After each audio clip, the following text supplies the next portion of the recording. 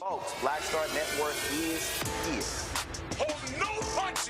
real revolutionary right now. Black power. Support this man, Black Media. He makes sure that our stories are told.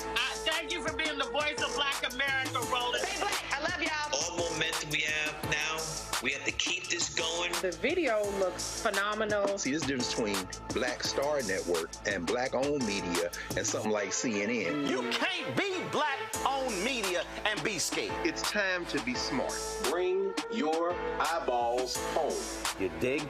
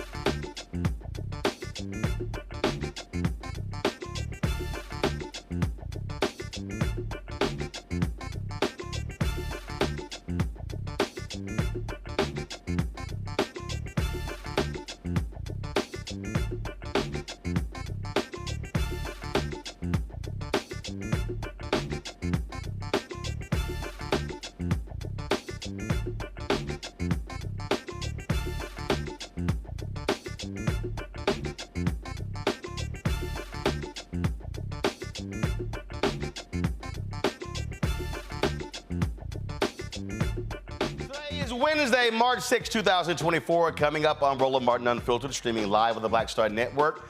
The Department of Justice's investigation of the Mississippi Police Department found conduct so egregious that it demanded that the practice of constitutional violations cease. We'll tell you all about this. A young Alabama mother is brutalized before being shot in the head. We'll tell you about the horrific murder of Mahogany Jackson. A Louisiana man has been in a Chinese prison for a decade. His parents will join us tonight to explain how they have not gotten much help from the U.S. government to bring Nelson Well Jr. home. We'll also recap Super Tuesday's elections and discuss a new study regarding Trump's black support. Is it rising? They say no. Executive Director of Black PAC will be with us. Plus, President Joe Biden will deliver the State of the Union address on Thursday. I talked with a senior White House official today about what his message is going to be. Plus, Isaac Hayes III will join us to talk about the new round of funding for Fanbase. Folks, we're going to the next level.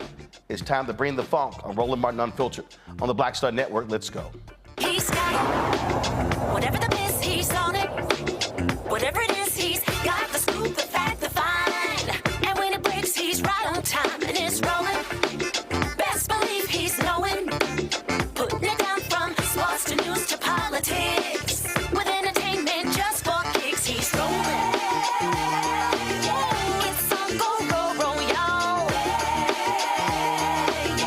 It's Roland Martin, Rolling with Roland now. He's funky, he's fresh, he's real, the best, you know he's Roland Martin now.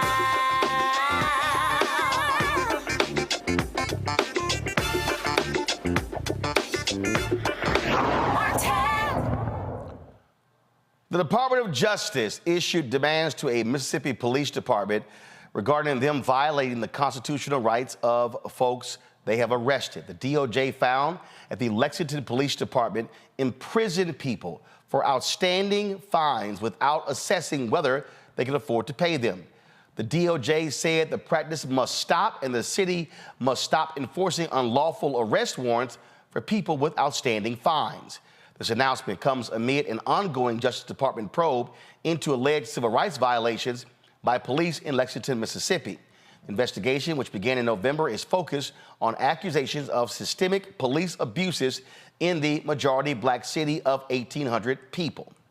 I want to talk about this with my panel. Robert Patillo, he's the host of People, Passion, Politics, News and Talk 1380 WAOK out of Atlanta. Rebecca Carruthers, Vice President for Fair Election Center out of D.C. A. Scott Bolden, attorney here in D.C., former chair of the National Bar Association and D.C. Chamber of Commerce's Political Action Committee. Glad to have all three of you here. Scott, I want to start with you. We always talk elections matter. And I'm going to discuss this with Steve Benjamin later regarding Biden's State of the Union address.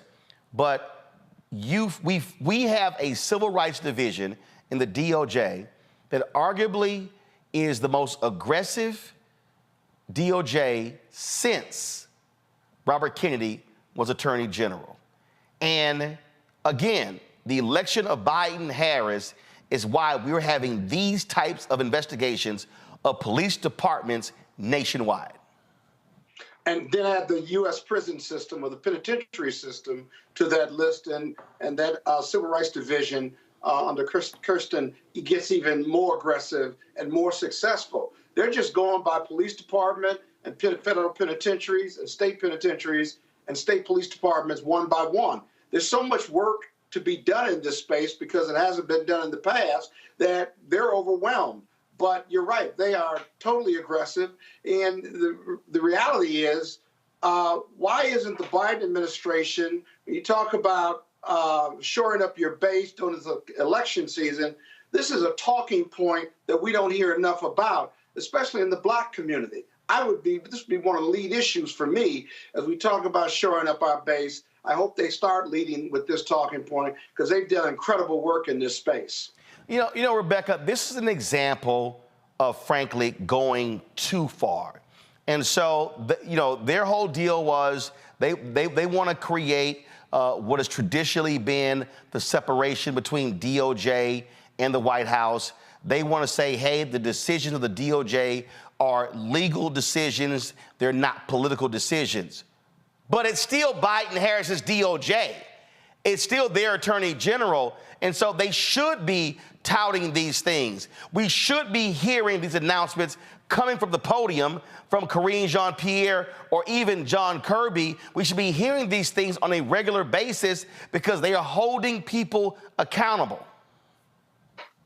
You know, the fact of being Black in America is both political and it also has legal implications. So if the Biden-Harris administration wants to reach out to Black people, they have to understand that by essence, our existence is political. So anytime you're doing things to protect Black people, in this case, those in Lexington, Mississippi, it has political implications. It's okay. We don't have to run from politics. And quite frankly, not saying that the DOJ should be politically motivated in determining whether or not to enforce the Constitution. But the Biden-Harris administration needs to make it known, hey, there are constitutional violations that are happening across this country. And as an administration, we're going to make sure that those who are being violated have recourse through justice. That's the point of justice.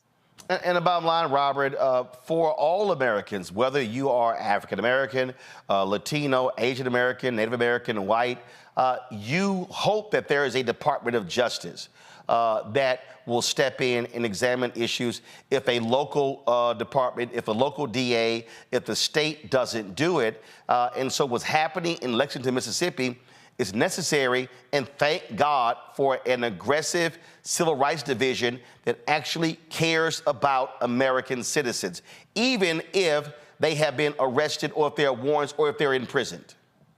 Well, I also want people to remember what the Justice Department was just one administration ago, because we can't look at this in a vacuum. Remember when Jeff Sessions was Attorney General, that was not too long ago, he spent the assets of the Civil Rights Division of the Justice Department to go after discrimination against white students in the form of diversity and affirmative action programs. That is what they spent the time and the efforts of civil rights attorneys in the Department of Justice to do, to investigate discrimination against white students. We have to look at what Bill Barr did as Attorney General and all the other acting attorneys general that President Trump had, whose main purpose were to help him steal the election and maintain power while going after his political adversaries. That is what a poor administration can do when they are given the immense power of the Justice Department. We're seeing the opposite of that now with Christian Clark and with Merrick Garland and the Biden Justice Department actually using these tools for the express purpose that they were meant to, which is to protect the civil rights of African Americans. And we should use this as a springboard to pass even stronger and more powerful legislation, giving them every tool they need so that when we have local jurisdictions that are unwilling to prosecute officers who violate the civil rights of individuals, give the Justice Department the tools they need to handle it at the federal level. And that's how we'll start tamping down on police violence and police brutality nationwide. And again, let me remind everybody who's watching, the Trump Department of Justice, they were clear. They were not going to investigate police departments. They said it was hurting the morale of police officers. They wanted to pull back on consent decrees. So for all the people out there who are watching and listening, who are confused about what to do in this election, do understand a Trump Department of Justice would not be investigating these type of issues. They would not be investigating what's happening in local jails, in state prisons, or what's happening in federal prisons. In fact, last week, we've been having some issues getting the video, but last week, the Department of Justice Civil Rights Division, Christian Clark, who leads it, they announced what was happening in Mississippi prisons. And they were talking about the horrible conditions that we're seeing there and talking about what they're doing to fix those. And so, Mississippi, of course, is the blackest state in the union. This is the press release right here from the Department of Justice. So we got to understand, when they're talking about these investigations, they're talking about a lot of people who look like us. And so they found conditions in 3 Mississippi prisons violate the Constitution. It was a 60-page report, violates the 8th and the 14th Amendments, and it's the Central Mississippi Correctional Facility, the South Mississippi Correctional Institution, and the Wilkinson County Correctional Facilities house more than 7,000 people. And what they said here, Scott, was people living in prisons and jails have a constitutional right to safe and adequate living conditions. This is Acting Assistant Attorney General Benjamin Miser. Our investigation uncovered that people in these 3 facilities were subjected to violent and unsafe conditions in violation of the Constitution. And so, again, another perfect example of what happens when you have a federal Department of Justice holding states accountable for how they treat Americans. Yeah, especially if you're gonna punish somebody, that doesn't equate to inhumane treatment. These are still human beings, and so they've certainly been convicted of a crime, and they're going to prison. But our prisons, most of them are just cesspools of corruption and violence. I mean, whether it's violence or getting beat up or rape or what have you, it's almost like common culture on the outside that this is what happens when you go to prison. But Roland, on another note, when you talk about the White House and DOJ and the separation, here's an idea for the White House that they could take credit for, or not even take credit for, but get the word out at their press conferences or even in Biden's speech. I want to thank you. I want to thank DOJ. They're doing yeoman's work over there based on their press release. They did this and that with the prisons, the 3 prisons in Miami. They're cleaning up a police department. I want to compliment them on their stick-to-itiveness and their aggressive cleanup of our criminal justice system. That's all. Biden could say it. His press secretary could say that. And you're getting the word out and taking credit for it without violating some separation issue politically or perception-wise. It is nonsensical to me, Rebecca, that we have talked more about the things the Civil Rights Division has done than any other media outlet in the country. Every time we see one of these press releases, and we run video of the announcements as well, and not just this, but also the targeting of redlining and housing discrimination. And I sit here, and I've actually emailed people in the White House saying, hey, are any of y'all paying attention? I mean, I've literally said, y'all talk about every damn thing else. How in the hell are you not talking about this here? In fact, go back to my iPad. This report follows the April 22 report on Parchman, Mississippi State Penitentiary, known as Parchman, where it says, quote, violated the constitutional rights of persons incarcerated there by subjecting them to violence, failing to provide adequate care for serious mental health needs, or adequate suicide prevention measures, and using prolonged restrictive housing in a manner that poses a risk of serious harm. I don't understand why Biden's top advisors are not making sure that he is mentioning this, or the press secretary. It's literally the dumbest thing I've ever seen. The American public expects the president to have involvement with the Department of Justice. Is one of his agencies where he actually sets the appointments, and the Senate confirms. Like, this is his Justice Department. Just like I would expect USDA, I would expect it to push Biden's ag policies. It's okay. In fact, when I think about some of the activists in Mississippi, like Rukia Lumumba, who really was out front on the Parchman situation, I think they would want to know that this president is active, this president is listening, is hearing, listening to the activism on the ground, and is now responsive, using the agencies that he directs, who runs those agencies. Like, it's interconnected. In fact, this president should want people to say, hey, you may not like me, you may not like all of my policies, but guess what? This is what all of the agencies are doing on your behalf. So if you vote for me for a second term, these are all of the things that you're going to be getting in the second term and more. He has to draw that distinction between what a full Biden-Harris administration looks like versus a Trump and whoever he picks as his number 2 administration. He needs to draw that comparison, and the only way for him to do it is listen to plies. Take credit for the good stuff that you're doing, because otherwise no one's going to know that you're doing these things in your administration. Go back to my iPad. Robert, look at this here. Former Alabama sheriff's deputy pleads guilty to federal civil rights offense for excessive force. That was on March 6th. Let me go down further. It says here, former Kentucky sheriff's deputy found guilty of federal civil rights charges following multiple assault and obstruction. That was March 5th, 2024. If I go to the next page right here, you see something about human trafficking. You see, let's go right here. Because that was, again, you know, like I said, we've talked about a lot of these things, but all of these are various things that the Department of Justice has been involved in. Most of the time, they're making these announcements from DOJ. It doesn't get lots of attention from the public, but people see this here, right? Justice Department informed City of Lexington, again, about the fines. We were just talking about that. If we go down here, right here, again, you see the Mississippi conditions right there that we just talked about. That was February 28th, that particular announcement. Former Alabama correctional sergeant is sentenced for violating the civil rights of inmate by using excessive force and lying to cover it up.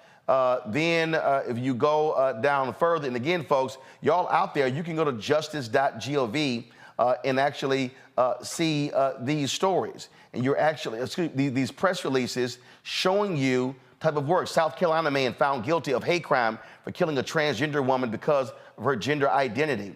And look, we're just going to page 5 of the press releases right here. And you see how they're going after people for illegal tax returns. They're going after folks for any number of things. But again, there are a number of cases that we have talked about right here. Robert, Maryland corrections officer pleads guilty to conspiracy and destruction of records offenses related to cover-up of excessive force incident. I mean, your DOJ is doing the work. Folks voted for you to appoint an attorney general and the head of the Civil Rights Division to do these things, and you don't talk about it. That's nuts. Well, you know, Democrats do a very poor job of controlling the narrative, often because they just aren't as dedicated to pushing the same message day in and day out. Think about what the current national conversation is on the issues of race. We're not talking about police officers who are being arrested and convicted and sentenced to jail time for violating the civil rights of African Americans and other minorities in this country through excessive force as demonstrated by the Department of Justice. The conversation on race and racism in this country is about diversity, equity, and inclusion. It's about critical race theory. It's about what books are being banned and aren't being banned. Most of the stuff you just named, you can't even teach in Florida. That'd be against the law in that state. And so when you're talking about controlling the narrative, controlling the conversations around these things, we have to lead with this, and we have to also. And we're going to just say, and we're going to make the decision as a society and as a culture that entertainers will be leading the conversation on politics for the Black community. Let's make sure we're getting them the right facts and the right information. People are going to be taking their political advice from Waka Flocka Flame and Sexy Red and Whoa Vicky. Well, let's make sure that we're sitting them down with the Justice Department and the people who have been affected by many of these initiatives put forward by the Civil Rights Division, so that when they're going out there and repeating this information, they're repeating the correct information.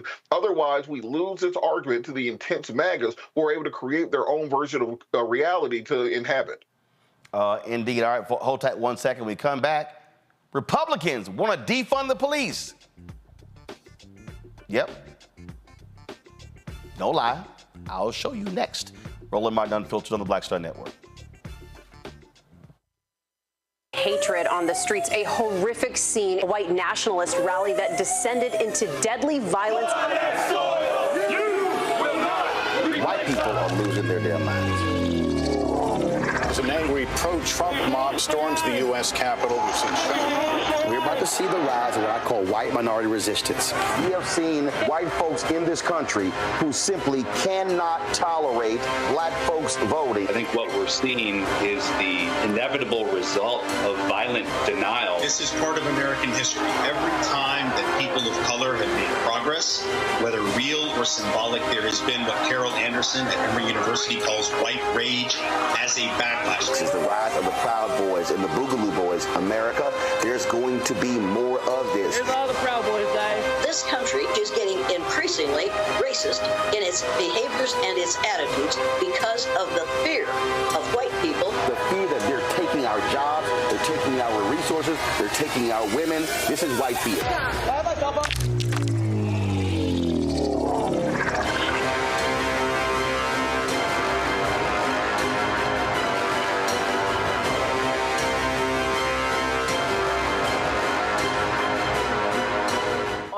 Get Wealthy with me, Deborah Owens, America's Wealth Coach, I'm sure you've heard that saying that the only thing guaranteed is death and taxes.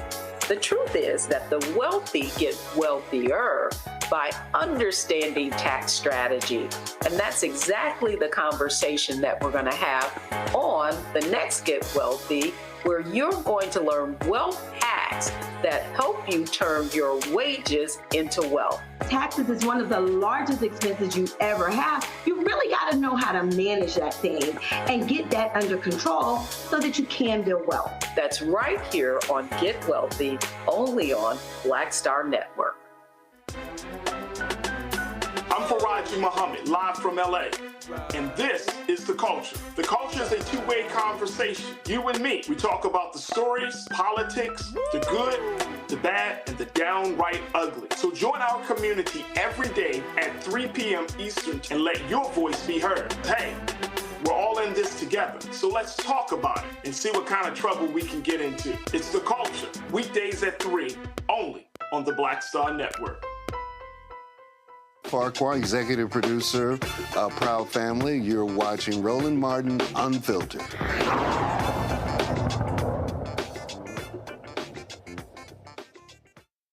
Republicans want to defund the police. Yep, no lie. They've been criticizing Democrats for the last several years for that, lying about that as well.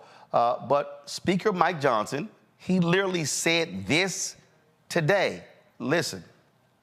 We have advanced, and we also advanced, as you've seen the summary, cuts to some of the agencies that we believe are really overreaching and have been turned in some ways against the American people.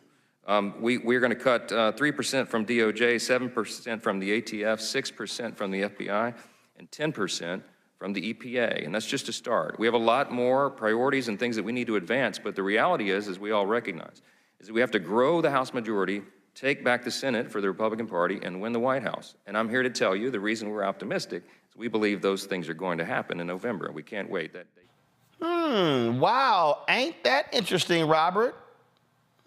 You know, the hypocrisy of the Republican Party really is galling at this point in time. It seems that they don't have any value that they're not willing to step directly over. They believe in small, limited government, but then when it was time for immigration deal, they said, well, you don't need to go through Congress. The president just has that power. He can do it intrinsically. They believe in lower taxes and lower spending. Donald Trump spends $8 trillion. You know, that's the price of doing business. I ain't really mean all that. They say, well, we're pro-life through and through. And then when it starts polling badly and they lose some elections, they say, well, when we say pro-life, we meant like a certain number of weeks, then it will count, or whatever will get us through this immediate moment. And this is just another example of this. We've heard years the rhetoric of Republicans saying that they supported law and order. Then the minute that Donald Trump got arrested, they decided that they were against the FBI, they were against the Department of Justice, they were against anybody who could investigate them. The entire legal system is completely corrupt. It needs to be destroyed from the inside out. It's very difficult to actually find out what the Republican Party stands for in 2024, except for whatever will get them out of the next sentence. As long as you're governing in that nature, it's very difficult to actually have a governing coalition. See, here's what I find to be hilarious, Rebecca. And Robert, we know you love your guns. They've hated the ATF since the raid on Waco and David Koresh in 1992. They've despised the ATF. So now they're mad about the DOJ and the FBI because they're investigating Donald Trump, who chose to do illegal stuff. All right? We know they hate the Environmental Protection Agency, and so they're targeting the DOJ, the FBI, EPA, and the ATF. I mean, hell, go ahead and go for it all. Just go ahead and defund the Secret Service and the DEA while you're at it. The IRS, the rest of them. Like, I always wonder, if you're going to defund all these other stuff, defund some of these college loans that people are paying back then, if you're going to do something. Here's the bottom line, is that once again, the Republican Party is showing that they're not serious with having true policy solutions to help the American people. That's the first thing.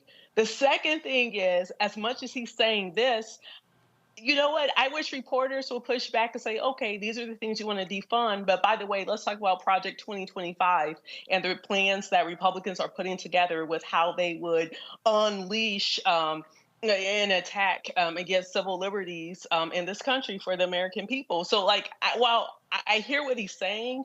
I'm more concerned about the stuff that they're trying to do quietly, because quite frankly, there's a clear contrast between if you're going to have a Democratic-led House and Senate versus having a Republican-led House and Senate. And I think that Democrats should take advantage of these moments and actually show clear distinctions and start talking about, hey, this is what we'll do if you all vote to put us in charge in 2025.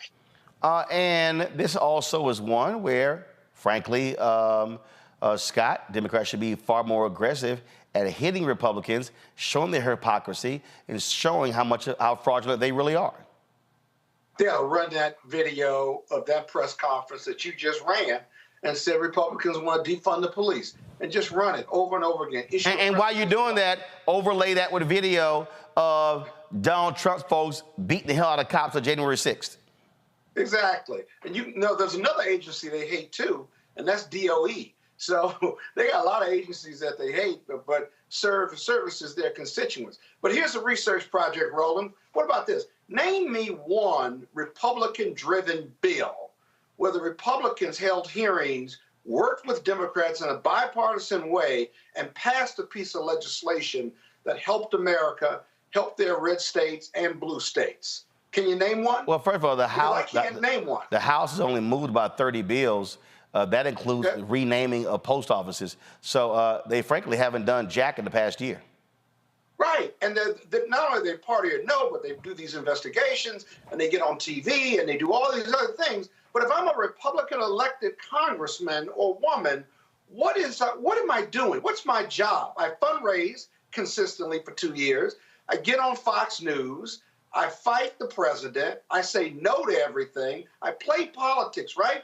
But a substantive investigation or a substantive piece of legislation that is Republican-led and driven, that leads America, name one bill that does that, that's got the Republican lead on it. And I just can't name one.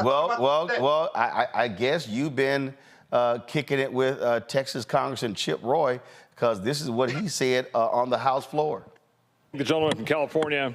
I'm sorry, California. I would note that we've only really had now 2 people speak in opposition to the bill out of the 40 minutes that's been on the floor.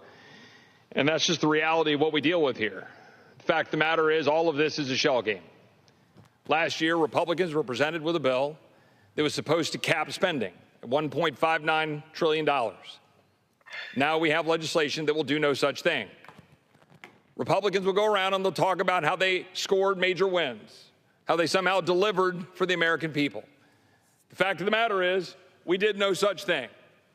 We signed up for caps at $1.59 trillion. We could have had $1.56 trillion if we would have passed a CR this year that would have triggered the caps. Limit safe growth that we passed was $1.471 trillion, but we're not doing that. We're going to blow the lid off of caps at $1.66 trillion. That's what we're actually going to do. While my Republican colleagues are going to run around and say that they somehow delivered cuts by saying $24 billion in cuts off of a CR that not one member of this body could come down to the floor and explain. And I would take that challenge. If any member of the body can come down and explain to the American people in terms that they can understand, explain it, exactly what the cuts look like. Because what you'll get are things like, oh, we cut 7% out of the FBI. But what they won't tell you is 95% of that cut is eliminating an earmark from Richard Shelby, because Richard Shelby is no longer here to defend his pet project building back in Alabama. And they're going to say, oh, look, we're cutting the Department of Justice and the FBI. But the truth of the matter is, we didn't get any of the major wins that we worked all last year to get. All of these things, like defunding the sanctuary cities, refusing to report criminal aliens, gone. All of these measures are not in the bill. I rise in opposition to this legislation. I hope my Republican colleagues will oppose it. We deserve to deliver for the American people the way we said we would, to cut spending and secure the border of the United States. Well, that's right there is an ad. We didn't do jack. How you pour that up like that? That was good. That was good, because you didn't know what I was going to say at all. This ain't my first rodeo. I've done it before, Scott. That was good. I like that. Go right ahead. Go on with your baby. That's how we do it here. All right. That's how we do it. All right, got to go to a break. We come back. A brother's been held in a Chinese prison for 10 years. What is the State Department doing to get him out? We'll talk with his family next. And also, North Carolina Republicans have nominated a crazy, deranged, sick, and demented black man as their nominee for governor. Wait till we show you videos of him saying, first of all, he's a Holocaust denier. He said the civil rights movement wasn't jack. And ladies, guess what? He said, y'all should not have the right to vote. Oh, yeah, I got all of it. Let me go show you right here in Roland Martin Unfiltered on the Black Star Network. Be sure to join our Black Star Network, Bring the Funk fan club. So you're checking money order to P.O. Box 57196, Washington, D.C. 20037-0196. Cash App, $RM Unfiltered, PayPal, R Martin Unfiltered.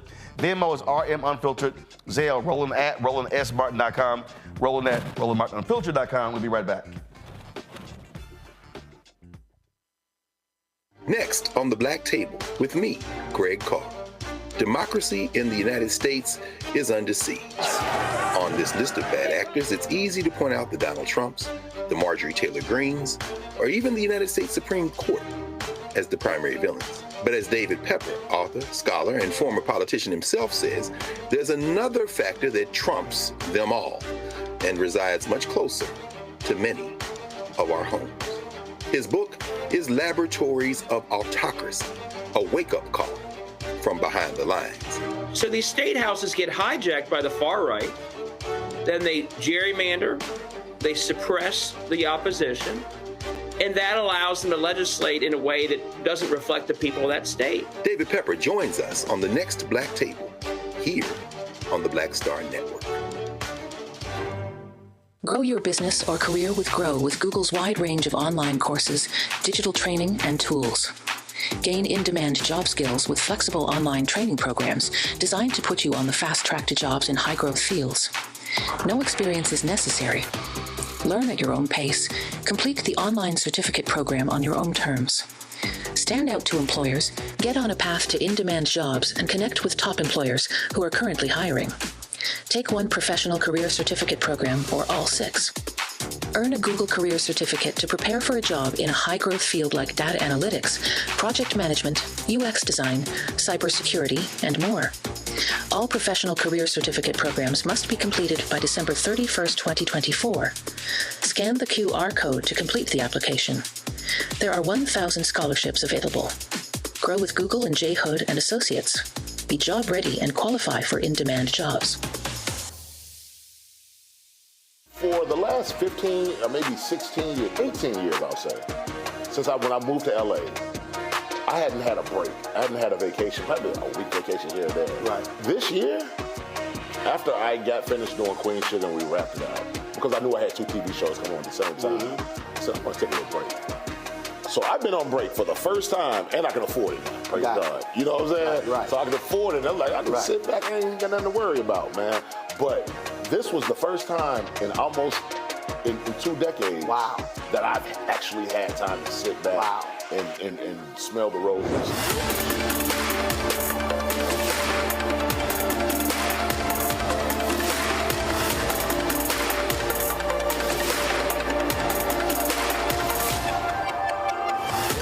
When you talk about blackness and what happens in black culture, we're about covering these things that matter to us, speaking to our issues and concerns. This is a genuine people-powered movement. There's a lot of stuff that we're not getting. You get it, and you spread the word. We wish to plead our own cause. Too long have others spoken for us. We cannot tell our own story if we can't pay for it. This is about covering us. Invest in black-owned media. Your dollars matter. We don't have to keep asking them to cover our stuff. So please support us in what we do, folks. We want to hit 2,000 people, $50 this month, raise $100,000. We're behind 100,000, so we want to hit that. Y'all money makes this possible. Check some money orders. Go to P.O. Box 57196, Washington, D.C. 20037-0196. The Cash App is $RM Unfiltered. PayPal is R Martin Unfiltered. Venmo is RM Unfiltered. Zelle is Roland at RolandSMartin.com.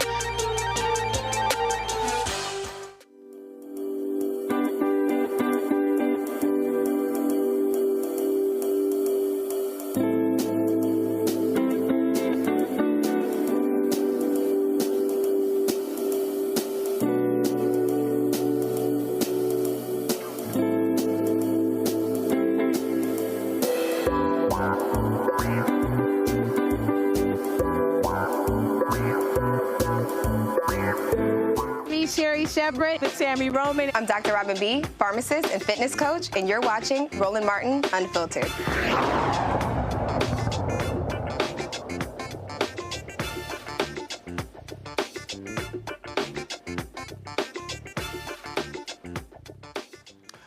Louisiana couple's son has spent the last 10 years in a prison in China trying to bring him home. Nelson Wells Jr. was arrested in China on drug charges. He was convicted and sentenced to death in 2014.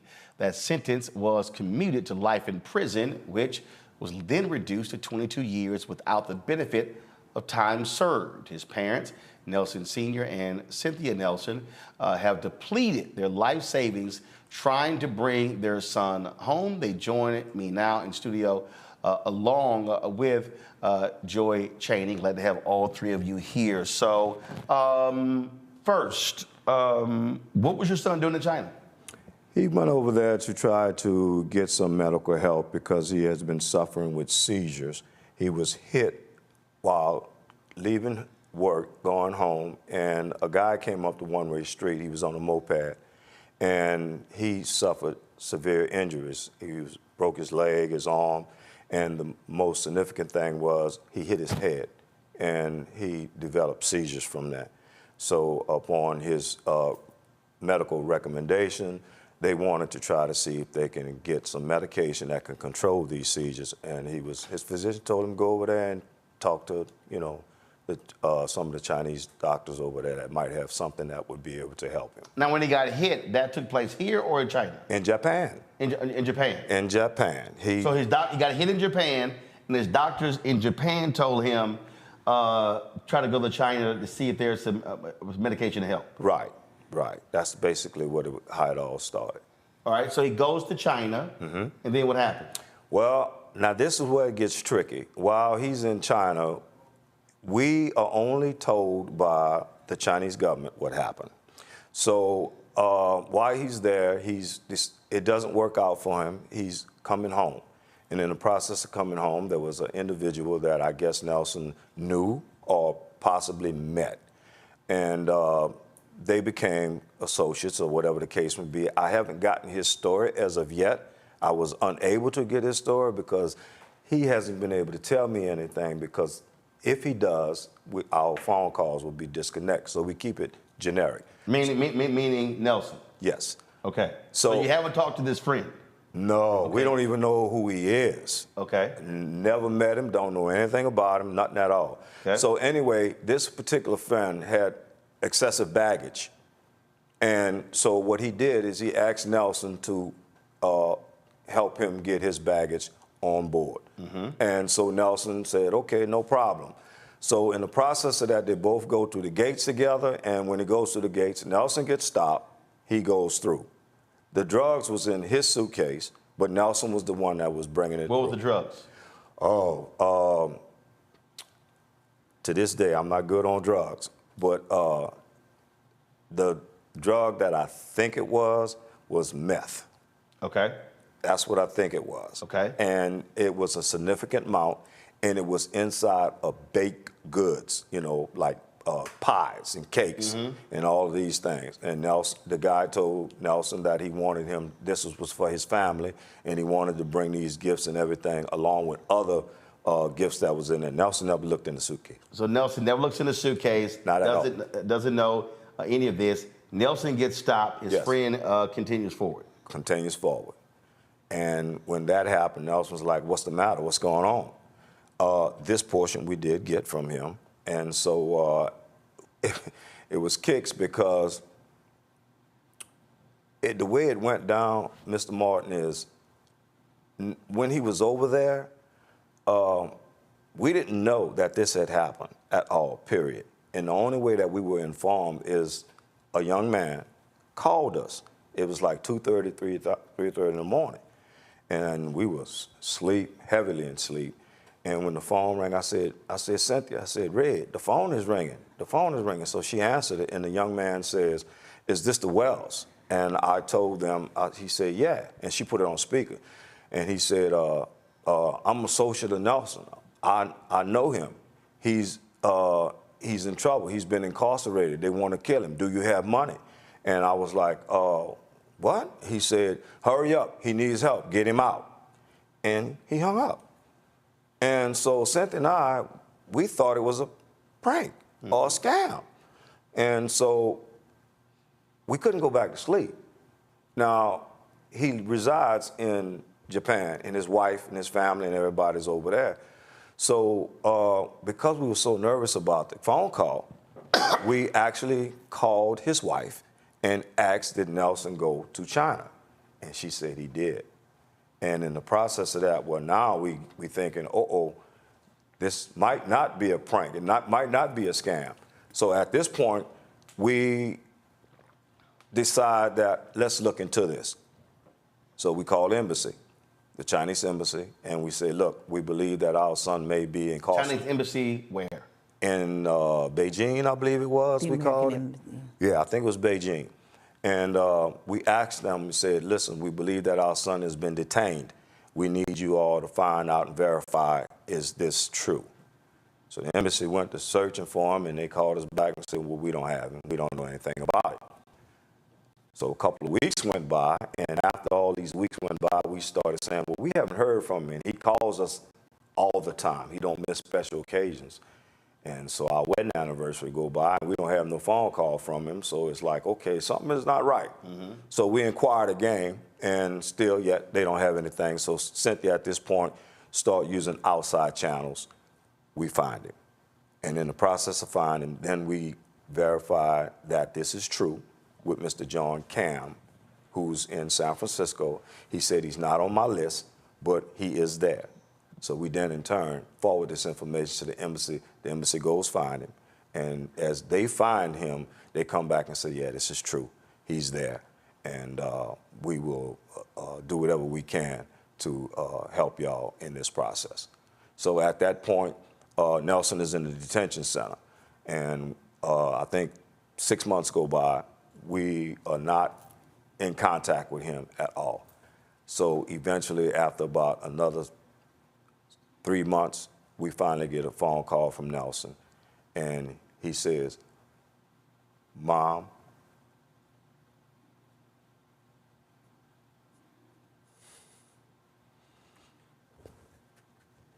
he says, Mom, Pop, I didn't do this.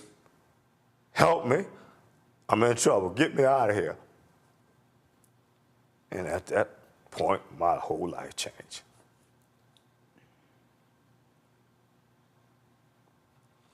So now this is a reality. This is no game. We have no political contacts.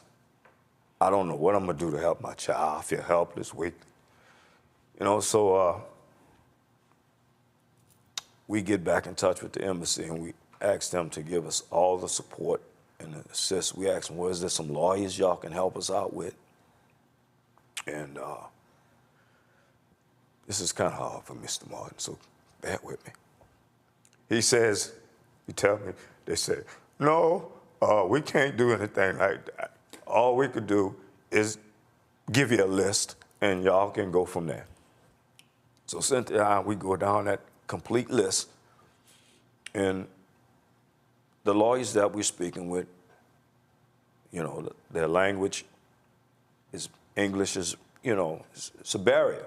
So as we going back and forth, they say, well, send this, send that. We sent pretty much all our savings to lawyers. Some didn't do anything. Some just... Now, lawyers there? Yes, sir. Okay. All right. Chinese. So you're paying for lawyers there? Correct. All right. While this is happening, first of all, where are you in Louisiana? We live right now in Houghton, Louisiana, which is in Bossier, Shreveport area. Are you communicating with your member of Congress, your two United States senators, and what are you getting from them? Well, to this day, it took us a long, hard road to get to them. We notified them about everything that had been going on, and it through hard work. And Ms. Dominique Ben, who's a reporter with KLSA, she took us an interview, and our word got out. So now hold on. Before that, I take it you're calling, you're emailing, you're writing, and No help. Your members of Congress are not responding? Nobody. We were out there on our own. It was like we were in the middle of the Pacific Ocean and nobody threw us a life raft. That's it. So we were out there with no experience, none of this stuff. But it didn't last that way forever. It only lasted like that for about, 8 years? And it's a long story, Mr. Martin. It took 8 years for y'all to, to connect with them, for them to listen? Yes. $80,000. Yes. So with that being said, Say it again, you said how much? Over $80,000. I depleted my savings, $80,000. I'm a retired veteran and disabled vet, and I was living comfortably until this happened. I told you, my whole life changed. So bring Joy in here. So Joy, you then, how do you come into this story? So Mark Morial, I was working, and I've been on your show before. I was working for Mark, and Mark and Mr. Wells are lifelong friends. Mr. Wells had reached out to Mark. At the time I worked for him, he asked me to do some work on it, and then I continued working on it, and even after I left the Urban League, I took them on as pro bono clients, along with a man named Peter Humphrey, who he and his wife had been in a Chinese prison from Britain, and they were released, and so Peter has dedicated his life to helping other families not feel so alone and to navigate this quagmire. It's very difficult. So with him in London and me in the United States here in Washington, D.C., and with so many friends that have come from that, including new friends, Angelo Greco, others, we have been making some traction.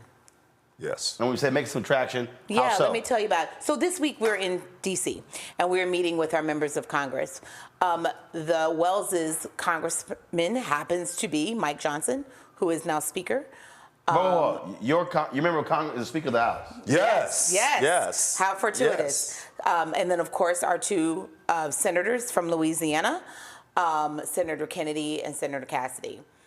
The attention from the press and others, and Ms. Dominique Benn certainly focused everyone's attention on this case. And with that, we were able to get responses. And now we have our senators, as well as others, including Troy Carter.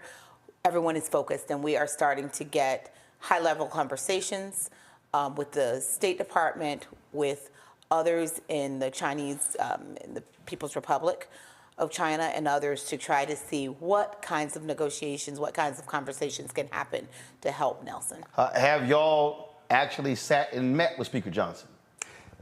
No, but what I can say Not is in person, this. But what I can say is this. Before Speaker Johnson became Speaker Johnson, he called me personally on the phone, and we had a 2.5 hour conversation. And in that conversation, he understood what I was asking for, and he promised me. He said, I will do everything in my power to assist you and your family in bringing your son home. Have y'all had direct conversation with both United States senators? We have. So today we met with Senator Cassidy in person in his office. Is that the first time y'all met with him? Yes. It is the first time. So in 10 years, this is the first time you met with one of your two United States senators?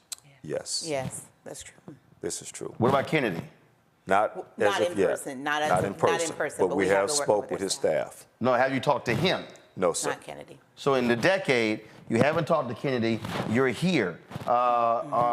Is his office setting up time for y'all to meet with him? We're working on it. We've met with his staff. And, you know, no, that's the staff. I'm talking about him. We hope to meet with Senator Kennedy soon.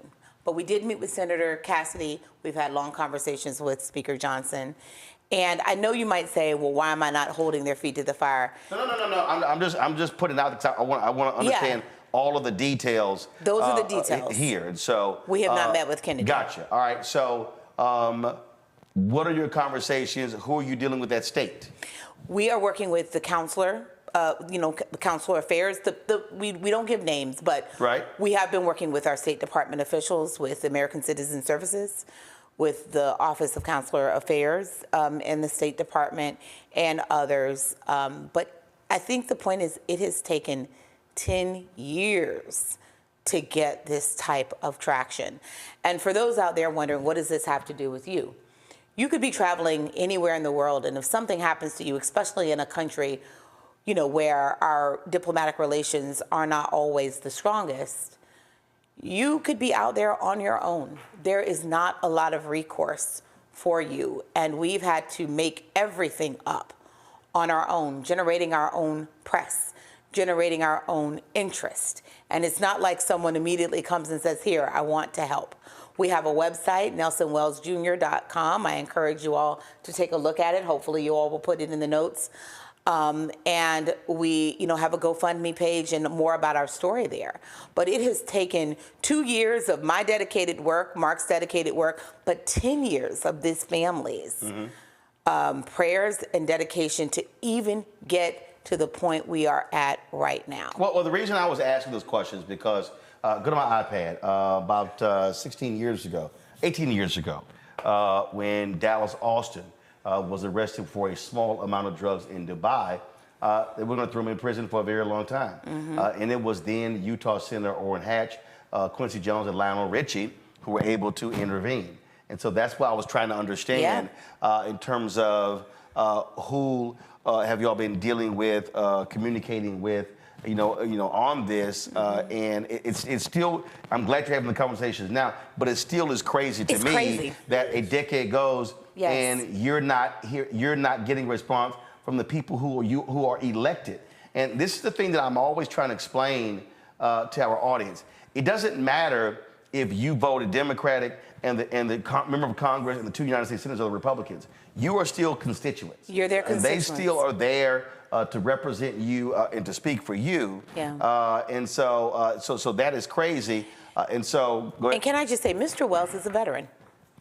Many decades. Mrs. Wells is a veteran of the civil service working for DOD. These good Americans have served their country. You shouldn't even have to have all that to have your members respond to you. But certainly once you have done all that, your members ought to respond to you. And it took, what we haven't mentioned is that Nelson has been sick, over there. This has taken a tremendous toll on him, as you can imagine. At any point in these 10 years, have y'all traveled there to see him? Not yet. If you do, are you allowed to see him? Well, it's going to take a lot of negotiation for us to have the permission to go, but there have been other people that have been able to go, and it was brought up to our attention today if we would be interested in going. Now, when you say other people, other cases or other people who've seen your son? Other cases. Got it. So you talk. How often do you talk to him on the phone? Yeah. Wow. When we first started this, we wasn't talking to Nelson at all. Period. After about first of all, I have to explain. Nelson's in the detention center, and that's one of the worst places to be while you're over in China. So once he was able to get out of the detention center, which he had to voluntarily say, in order to get out of there, to be able to, get the things that he needed. He had to admit guilt? He had to plead guilty, okay? Yes, sir. So he admitted the guilt. And in the process of admitting the guilt, now he's incorporated into the prison system. And while he's there, they are allowing him to make phone calls to us now. How often? It started off where we would get a phone call like once every 6 months. And what is it now? Now it's a lot better. We're getting calls. I would say he would get calls maybe once a month or once every 2 months. And his wife and child, how many children does he have? He has 3, 2 by his first wife and 1 by his second wife. And his second wife and that child, they're still in Japan? Yes, all of them are still in Japan. Okay, all 3 kids are still in Japan? Yes, sir. What's next? What's next is we're going to let these high-level conversations play out, and we're going to keep their feet to the fire. We have regular communication. Nelson is waiting to have them return home. He's saving up his time so he can call them next week. We look forward to updating you on some of those conversations. We've had some hopeful conversations this week. It made a difference to be in person. Right. And to have communications with people, but it is heartbreaking to think what it has required for us to get here. Yes. Our attention has meant that Nelson has gotten more frequent visits by American Citizen Services in Beijing. But let me tell you, if you're overseas and you get caught in this situation, right, you get to know a officer. Every year and a half, they change out. Very hard on prisoners. How many people have you all met over the years, ACS officers? Probably at least 8. Maybe Yes. 10. Maybe 10. When that happens, you have to almost start over. Because it's every 6 months to a year. And Nelson's been there 10 years. Yeah. So we understand, and we're about to wrap up here. Yeah. So he was arrested in 2014. Yes, sir. When was the sentence reduced to 22 years? 2019. And those 5 years, there was no time served. No time served. Yeah. So from 2019, you got to add. So you're talking about He'll be released 2042. 2041. He'll be released in 2041. He'll be almost 70 years old at that point, which Wow. that is, and then for someone who's been ill, that is not likely that he would, and I hate to say that in front of his parents, but we know this. We are fighting for his life. We are fighting for Nelson Wells Jr.'s life, and we really need you all to fight for his life as well. I really would love for you all to take a look at our website, nelsonwellsjr.com, figure out a way that you can help this family. And also, we need your prayers. Yes. We need your prayers. We'll take that too. We'll take that too. Final comments. I'm just thank everyone that has helped us this far with the prayers, the monetary donations, the work that they've put in. But we just got to keep pushing because, like Nelson said, Mom, if you don't hurry, I'm going to die. I don't want to die here. So please, please help him to get back home. I've never met 2 of his children, so we would love to come meet them. You know, it's just been a long journey, and of course we had to close our mouth with the threats, you know, don't talk about it. So that too played a part on, you know, getting it out public. But just continue to pray and go to our website, and thank you. Thank you, Mr. Roland. Thank you, we really appreciate it. Well, I appreciate it. Certainly keep us abreast of what happens, and we certainly hope this comes to conclusion and you'll be able to see your son, Nelson, as soon as possible. Thank you, Mr. Martin. All right, we appreciate it. Folks, we'll be right back. Roland Martin Unfiltered right here on the Black Star Network. On the next, A Balanced Life with me, Dr. Jackie, just who do you think you are? And maybe more importantly, who is it that you think you're trying to please? The answer to that second question is really wrapped up in the first. Think about that, being the true, authentic you, no matter the circumstance. But we learn the art of forgiveness, not only of forgiving one another, but forgiving ourselves. And we also learn how to love ourselves so that we can love each other. That's next on A Balanced Life, here on Black Star Network. I'm Dee Barnes, and on the next frequency, Professor Janelle Hobson joins us to talk about hip-hop and its intersection with feminism and racial equality, plus her enlightening work with Ms. Magazine and how the great Harriet Tubman connects with women in hip-hop. So it was not hard for me to go from Harriet Tubman to hip-hop, honestly, because it is a legacy of Black women's resistance and Black women supporting our communities. That's what Harriet Tubman did. That's on the frequency on the Black Star Network. Hatred on the streets, a horrific scene, a white nationalist rally that descended into deadly violence. White people are losing their damn minds. As an angry pro-Trump mob storms the U.S. Capitol, we're about to see the rise of what I call white minority resistance. We have seen white folks in this country who simply cannot tolerate black folks voting. I think what we're seeing is the inevitable result of violent denial. This is part of American history. Every time that people of color have made progress, whether real or symbolic, there has been what Carol Anderson at Emory University calls white rage as a backlash. This is the rise of the Proud Boys and the Boogaloo Boys. America, there's going to be more of this. Here's all the Proud Boys, guys. This country is getting increasingly racist in its behaviors and its attitudes because of the fear of white people. The fear that they're taking our jobs, they're taking our resources, they're taking our women. This is white fear.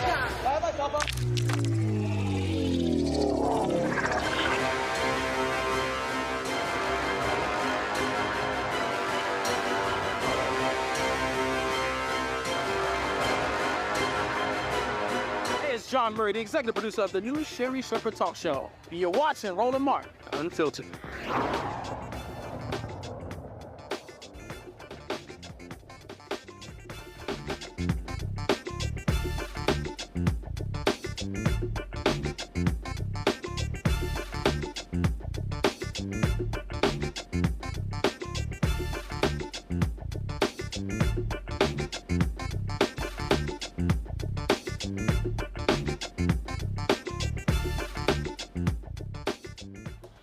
All right, folks, there's been a lot of talk about these mainstream polls showing Donald Trump getting in excess of 20% of the black vote in the election, where the folks at Black PAC partnered with Cornell Belcher's firm, Brilliant Corners Research and Strategies, to survey black voters, and the results are a lot different than what is being reported in these other polls. Adrian Shropshire is the executive director of Black PAC, joins me now from LA. Adrian, glad to have you on the show. So what is your poll? What does your poll say that makes it so different than all the rest of this stuff we've been hearing for the past several months? So we have actually been polling and doing focus groups for the last 6 months. And part of that is because obviously before we head into any election cycle, we want to make sure that we are really clear on where black voters are, their opinions, their attitudes, how they're feeling about what is going on in the country. So we've been doing this for the last 6 months. So it should come as no surprise then that we are a little unnerved by this narrative that's emerging because of recent polling that suggests, as you said, that upwards of 20% of black voters will give their votes to Donald Trump and the Republican Party, because no, that is not what we have seen. And in some ways, I think, we certainly could look at the sample sizes in these polls. They're not robust. And certainly not like we're not, sampling or oversampling black voters. We're just polling black voters, period. And so our sample sizes are much more robust. When you have a small sample size, the potential to get outliers in there and then extrapolate what black voters think based on these outliers' opinions, all of that is playing into this. But what I can tell you is that our polling for the last 6 months and our focus groups don't suggest at all that there is some historic number of black folks that are saying that they're going to vote for Donald Trump. There is no racial realignment that appears to be happening in the research that we're doing. And in fact, the support levels for Donald Trump have not risen since 2020 in the research that we've done. So he has gotten between 8 and 12% of black voters saying that they're going to support him going back to 2020. And I think the same is true for the thermometer that we use. We use a thermometer. We ask people how warm or cold they feel toward a candidate. And Donald Trump's thermometer has hovered just above zero, the coldest of cold in our research going all the way back to 2016. So it is unsettling to hear, and not so much the polls themselves, but there is a narrative emerging that suggests that black people are going to do something that the actual voter turnout data doesn't say. So we can look at the polls and what people are saying, but we actually need to look at what happens and what has happened on Election Day when black people have been asked to turn out and support either Donald Trump or the Republican Party, because those numbers are strikingly and not surprisingly much lower than what any mainstream media poll has said. So, and again, we look at these other polls. We are a fraction of those polled. Well, that's a lot different. Your poll, we are the entire poll. So you're getting a much better and robust understanding of black people and their thoughts and perspectives in your poll because it's just black people. It is not, yeah, that's right. It's just black folks. And so you're going to get a range of opinions. And I think that, we always say, because we know this, that black folks are not a monolith, and that is true. But there are some things that black people have agreed on. There are some things that are very clear to us in terms of what is at stake. And this is the other thing that that just rings true for us. And obviously is, the opposite of what the mainstream polling is saying. We've been asking this question for the last 6 months. What is the biggest threat to the black community? We ask it in our polls and we ask it in our focus groups. And the number one answer is the reelection of Donald Trump, followed closely at number 2 by white supremacy. Those two things are not unrelated in the minds of Black folks. So Black people are very clear about the threat that Donald Trump poses to this country. They're very clear about the threat that he poses to American democracy, but they're also really clear about the threat that he poses specifically to our community. And so it is hard for me to believe that people who believe that Donald Trump is the single greatest threat to the Black community are also somehow then going to give him 20% of our vote above and beyond what we have done for him or Republicans over the last several election cycles. This right here, go to my iPad, the slides that y'all presented, and you're showing actual results. 2016 exit polls show 8%, Pew said 6. In 2020, exit polls showed 12, Pew said 8. And then in 2022, exit polls show 9, and it was 6. But one of the things that pollster Terrence Woodbury show is that it does. Now this is what I try to explain to people. This is national overall, but depending upon the state, that's different. So he said that Trump did better among African Americans, especially Black men in North Carolina, and the spillover that affected Tom Tillis. And so I'm always trying to explain to people, when you see these polls being discussed on television, they sort of mean nothing, because a presidential election are state elections. It's really what's happening in Georgia, North Carolina, Pennsylvania, Wisconsin, as opposed to, across the country, because the reality is the election is going to come down to about 7 or 8 states. Mm-hmm. Yeah, so so our polling is both national polling and battleground polling. So it is trying to get a specific lens on the individual states, where we know that we know those states are going to determine the outcome of the election, but we also know that Black voters will be determinant in some ways in many of those states. I mean, what I will say is the numbers that you showed, the sort of exit polls versus Pew, the Pew numbers are the actual after the fact data, right? So it is going back and looking through who actually showed up, right? And not just the exit polls, which are always slightly higher than the actual turnout numbers and support numbers.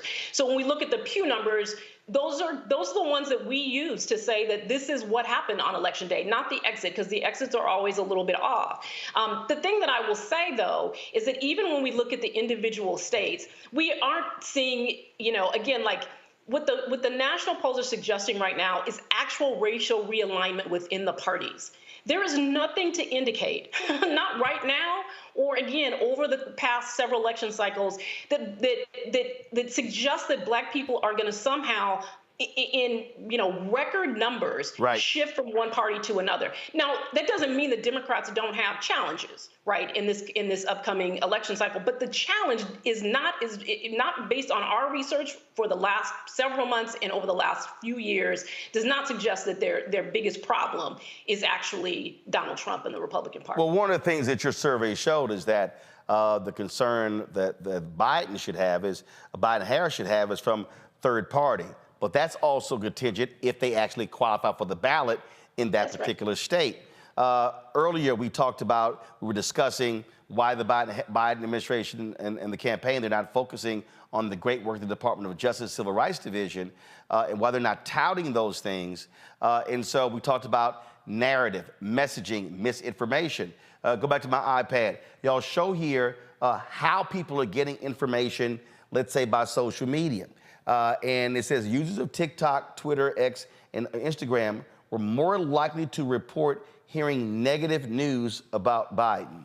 Now, granted, social media is not representative of the entire country, but it is the echo chamber, if you will. And so really what your poll is saying to Biden-Harris campaign, y'all better step the hell your game up on these social applications where you are in the mix touting what you are doing. Otherwise, you're allowing others to define who you are and what you've done. That's exactly right. And so what we're seeing in those numbers is that exactly what you said. That is where people are getting the most negative information about the Biden-Harris administration. And so yes, like I always say, like they need to be flooding the zone. Like the volume of content that is coming out really just needs to be increased. In part because people really do want to know the information. When we're in focus groups and we say to people, you know, are you aware of what the administration has done? Most people will say no. You present them with a list of all of the accomplished and across, as you say, not just in one area, right, but in a lot of areas. When you present that to people, people are pretty surprised. They're pretty surprised to learn it. The sort of emotional reaction goes from, you know, being angry that they don't know. And part of that anger is because people don't want to be out here saying things that aren't true. And they feel like the campaign and you know, those of us who run independent organizations have an obligation to actually get them the truth. And that is absolutely, you know, on the campaign and all of the surrogates that are a part of the campaign. But that information needs to increase because people appreciate it and it changes their perspective. Right now, they sort of are getting information from one place. They're getting Fox News talking points, right? The number of folks that sit in our focus groups and actually repeat back Fox News talking points, even though they don't watch Fox News, it's because those talking points and that messaging is showing up in their social media feeds. And while social media might not be fully representative, it is the place where the majority of people are saying that they're getting their news and information right now. Yep. So if you're looking for news and information, the majority of folks, at least in our polling, are going to social media first. Last question before I go to my panel, and that is this here. New York Times, CNN, Quinnipiac, all these other polls, I see constant conversation on MSNBC and CNN and Fox News, ABC, NBC, CBS, all these mainstream folks. Have they booked y'all to discuss your poll? No, I'm here with you. None of them? I mean, no. y'all sent the release out, what, 2 days ago? Yeah. I mean, we got the release March 5th. Talking about this. And all of these places have been talking black men, black people. So none of these people have booked y'all? No. And again, I go back to the concern around the narrative that is emerging, right? And there is something deep. No, that's my whole point. They're having discussions about these other polls and black people, especially black men. And here y'all actually poll black people. Cornell Belcher is a paid contributor for MSNBC. You would think Morning Joe and the rest of these people would be talking about the poll that y'all commissioned.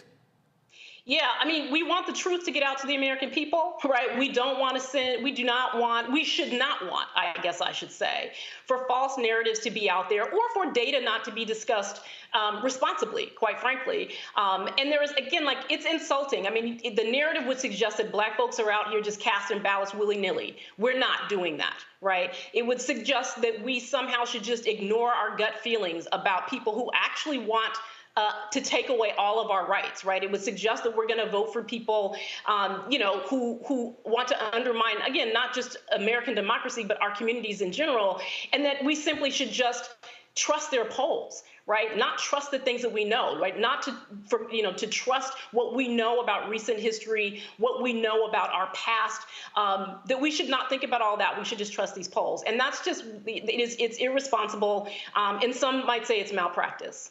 Questions from my panel. Rebecca, you're first. Hey, Adrian, it's good to see you. I'm going to explain the context of my question, then I'm going to ask the question. So in 2016, most of the polls showed that Hillary Clinton was up. It wasn't until September when Cornell Belcher rang the alarm and suggested, hey, excuse me, Hillary is in trouble. One thing that most of the pollsters didn't take into account is that Trump was able to draw out white voters who normally don't show up in elections. So I've really been listening hard to Trump's rhetoric, especially over the last few months for this go-round. And it sounds like the rhetoric he's using is to try to draw out black people who normally don't vote, but to draw them out and get them to convert and become Trump voters. Do you think that's possibly what Trump is trying to do, especially when he keeps touting black support? Because one thing that I noticed by looking through this polling memo, it talks about likely African-American voters. He talks about registered African-American voters. Is there a chance that there are some Black folks who are not registered yet, who will be new to voting this year? Is there a chance that Trump will be able to get those types of folks out in a significant number that could actually impact and increase his Black support? I actually don't think that the strategy is about winning over Black voters at all. And I don't think that it ever is with the Republican Party. I think that it is about depressing the vote. I think it is about convincing Black people that they shouldn't trust Democrats and therefore it's not worth their time to come out. And it's about saying to some Black voters who may be on the fence that you should give us a look. But largely it's about asking, keeping people home, right? Getting people to stay home. Or I think the other thing that we're seeing right now, obviously, is suggesting to people that there's an off-ramp to a third-party candidate. And as Roland said, you can suggest that if you want to, but people, we need to do a better job of sort of educating people on what it means to get to 270 electoral college votes. Because if you're not on the ballot in states, you're not getting electoral college votes. So we shouldn't be confusing people, telling or suggesting that if they vote third party, that somehow they're voting for someone who has, any chance in heck to actually win. So I think that the strategy is about depressing the vote. That's usually what it always is. Trump has some fixation with Black people. He has some obsession with Black men in particular. So he does the little things with the tennis shoes, right? He does the little things to, try and make him seem, like he's in with a set of people. But that stuff really is all about just trying to keep us home and trying to raise concern about the Democratic Party. Scott? Hey, Adrian, Scott Bolden here. Black people don't know what the Biden-Harris team has done. That's not their fault. That's Biden-Harris's fault, right? And so I'd be interested if they continue to lack these communication or presentations to Black folks and telling us what we've done. Does your polling suggest whether that's going to dictate whether more Black people come out to vote or not, or whether they're going to vote for another candidate, whether it's Donald Trump or a third-party candidate? Yeah, so I would look to both our polling and our focus groups for the answer to that question. So when we ask folks what they've heard, oftentimes it's very little. And, in our focus groups in particular, people are very animated about it, right? Mm-hmm. They're very clear that they have not heard anything. Once we present to them, though, once we say, well, here are the things, right? Here are the things that we have said as a community are important to us, and here are the things that the Biden-Harris administration have done. People, again, as I said earlier, they're surprised. They're not happy about the fact that they don't know. And they're confused, right, about why they don't know. So, but once you present that to them and you allow people to talk about it, their perspective changes. They say, oh, I didn't know that. Oh, I'm gonna give Joe Biden points for that, right? Or they say, well, I graded him at the beginning of the focus group. I gave him a D, but I didn't know he did all this, so I'm gonna give him a B, right? So people change their perspective, and it is important. Again, that's why it's the volume that matters. And we know that Democrats are historically not good at messaging. They're not good at tooting their own horn. They're not good at any of that. In a focus group a couple weeks ago in Detroit, a man said, you know what, Joe Biden needs to start running his mouth. And that's exactly what people want. They said Joe Biden needs to start bragging, like say all of the things, because we know what Trump said he did, whether he did it or not. We know what he said he did, and we remember it from 4 years ago or 3 years ago now, and we know what he is saying, claiming that he did now, because he talks about it. He puts his name on every single thing, and that Joe Biden needs to start doing that. And one other point I'll make on this is that people, even when they do know about the accomplishments, or even when they personally benefited from some of the policies that the Biden-Harris administration has moved, they often don't connect it to Joe Biden. So people will say, "Oh yeah, I got my student loan forgiven, but I didn't know that was Joe Biden." Mm-hmm. Or I paid my rent because of the American Rescue Plan, but I didn't know that was Joe Biden, right? So there is this thing about putting your name on it. Say you did it. Let people know that you did that thing. People love Dark Brandon, right? So pull him out and let people know that you did the things. But it's also important that they start talking about not just what they did, but what they're going to do. Yep. Right? Because we're getting to a point where people are going to say, okay, I got all that. That's cool. But there's some stuff that you didn't get done. So what are you going to do about that? So they do need to start transitioning to what they are going to do, not just what they did. Robert?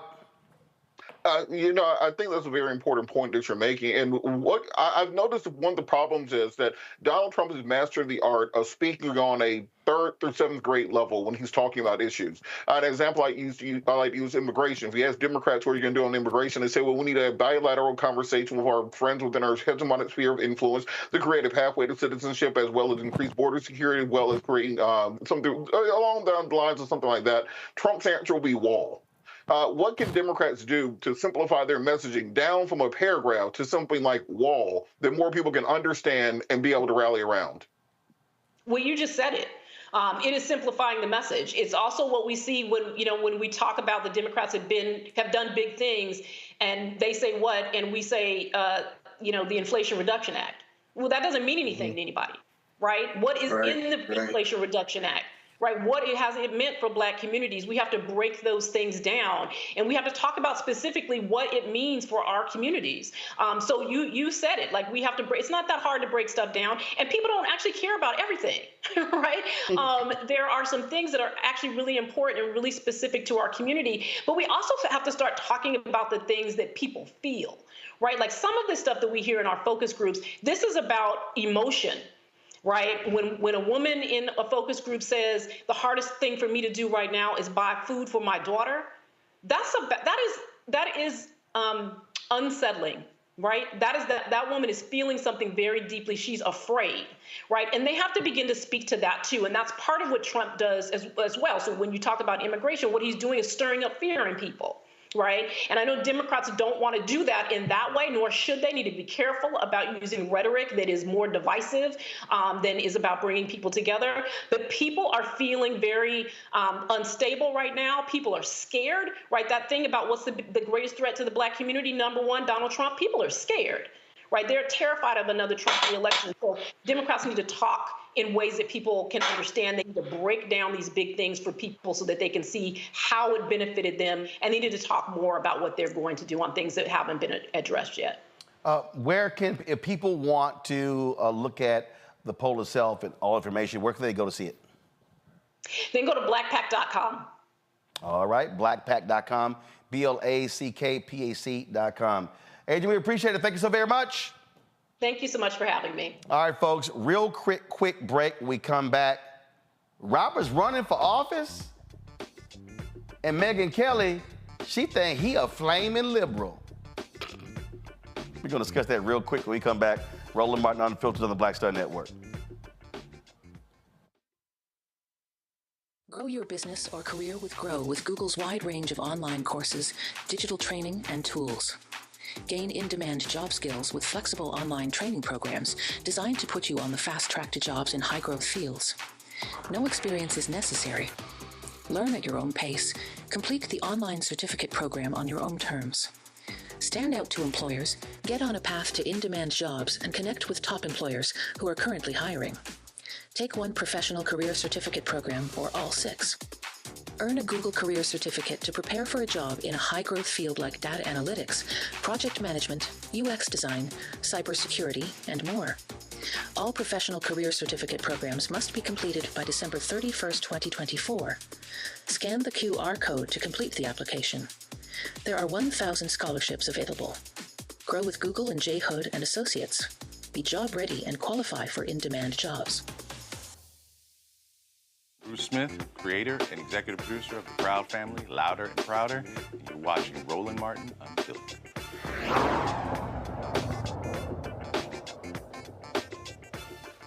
All right, y'all, so you've been watching the trial in Atlanta regarding Fonnie Willis and the Trump folks trying to get her expelled. There's a judge in the case, and he's overseeing the case. Well, we always are trying to explain to y'all, these are elected positions out here. They are elected positions.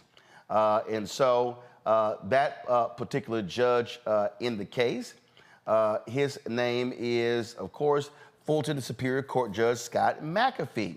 Well, I saw this tweet today, and the tweet says that civil rights attorney and Red Talk Radio host Robert Patillo plans to run against him. Now, guess what? Lil Megyn Kelly, she ain't so happy with that, y'all. So what happened, I saw this here. Terrible news for Team Trump in Atlanta. Judge McAfee was running unopposed. Now you get a Jesse Jackson disciple challenging him in a district that went 73% for Biden. McAfee is going to need a rock-solid spine to disqualify Fani Willis now. All right, well, first, Robert, are you running? Is this true? This is indeed true. I will be filing my qualification paperwork on Friday. We're supposed to make the big announcement Friday, but this leaked to the press, so, Atlanta media is going to run with it. But yes, we are indeed filing. We're going to qualify. We're going to race, and we're going to win this race. Not because of the Fani Willis case, but for the exact what Megyn Kelly said. This political spin that has happened to the Fulton County Court, where people think that you need to have a rock-solid backbone to stand up for Trump. We need judges who stand up for the rule of law, not for a particular political party. So first of all, what I thought was hilarious, yes, you did work for Rainbow Push, but boy, she got you down as, he gonna come out with, it's gonna be Dashiki Reverend Jackson, Afro Reverend Jackson. I guess Megyn ain't never Googled you to understand your views on the Second Amendment and stuff like that. One of the big things that I think of whenever conservatives start talking about, all this new black support they're going to get, but then they have tweets like this that shows them they have absolutely no black friends or any black people in their orbit. Black does not mean liberal. Black just means you're a black person. She saw a black person and assumed that I was some, bleeding heart liberal. I'm very strong in the Second Amendment. I grew up in the Southern Baptist Church. I have many views that align with social conservatives. What they don't understand, however, is that the MAGA movement is not a conservative movement. The MAGA movement is not a fiscally conservative movement. It spent $8 trillion in 4 years. The MAGA movement is not a Christian conservative movement, somebody who has 5 kids by 3 different women. The MAGA movement is not a family values-related movement, someone who had to pay a porn star $130,000. When we're talking about conservative values, we actually have to stand on those values. And regardless of what Megyn Kelly and any other Trumpites want to call me, the entire conceptualization has to be about putting the rule of law above the person. That we are a nation of laws, not a nation of individuals. And once they get back to those constitutional principles, they will understand what an actual moderate, centrist, middle-of-the-road judge does, which is simply be an umpire calling balls and strikes, enforcing the rules, and making sure the courts operate appropriately. Well, but the other deal is this here. Folk like Megyn Kelly, they don't know jack about black people. They don't even realize that black people, depending upon where you grew up, could be conservative in their thoughts and views, but we vote Democrat based upon those public policy. And so that's why I got a kick out of her dumb tweet. And again, and the thing is, she ain't the brightest bulb in a dark room. And she should know better as a so-called lawyer to understand one's background and to learn how to do some research before you open your mouth. Well, I think a big thing is also understanding exactly what is at stake in this case, because in this election, because it's not about the Fani Willis case. It's about looking at a judicial system that has been broken. Where I've been in courthouses and in the Fulton County Courthouse for the last 15 plus years, seeing the inefficiencies that exist, and the fact that Donald Trump, because he's a former president and a billionaire and has the complexion for protection, can get his case into court, into hearings within 3 or 4 months, and you have people who are languishing there, whose cases have been stuck for 3, 4, 5 years waiting disposition, where you have an overburdened system where you're not getting actual justice, you're getting just a mill to pump out plea bargains, whether someone is guilty or not, where we're concentrating on jailing young offenders as opposed to putting in place restorative justice programs that will make sure that we get them out of the criminal justice system and into the actual workforce so they can be productive members of our society. So more so, I know they want to focus on this the Willis case, but in reality, what we have to look on is fixing a system that is broken from the inside out. And a lot of us who have been activists on the outside, I'm encouraging you to become part of the inside. Do the hard work, get in the arena, run those races, win those races, make the change from the inside out. So you were looking at this office before this trial even started? Correct. I was looking at this office from the time before McAfee was even appointed over a year ago. It just so happens that now he's up for a full election, and that's the seat that is open. It wasn't spurned on by this particular case, as many people want to make it about.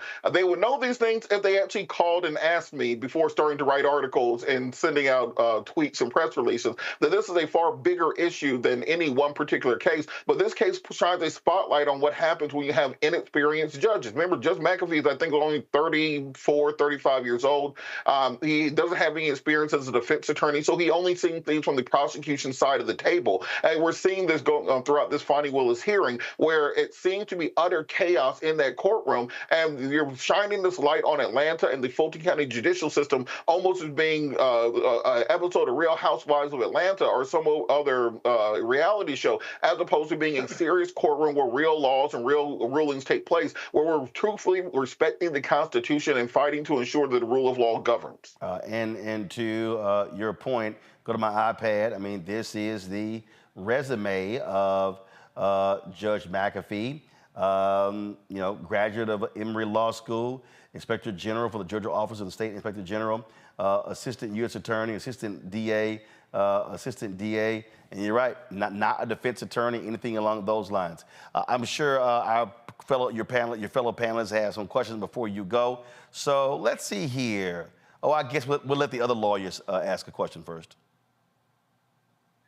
So, Robert, if I may, I hear you, but I've been on both sides of the law. I've practiced in a lot of jurisdictions. The criminal justice system in every jurisdiction is overloaded with cases and overloaded with young black men and young black women.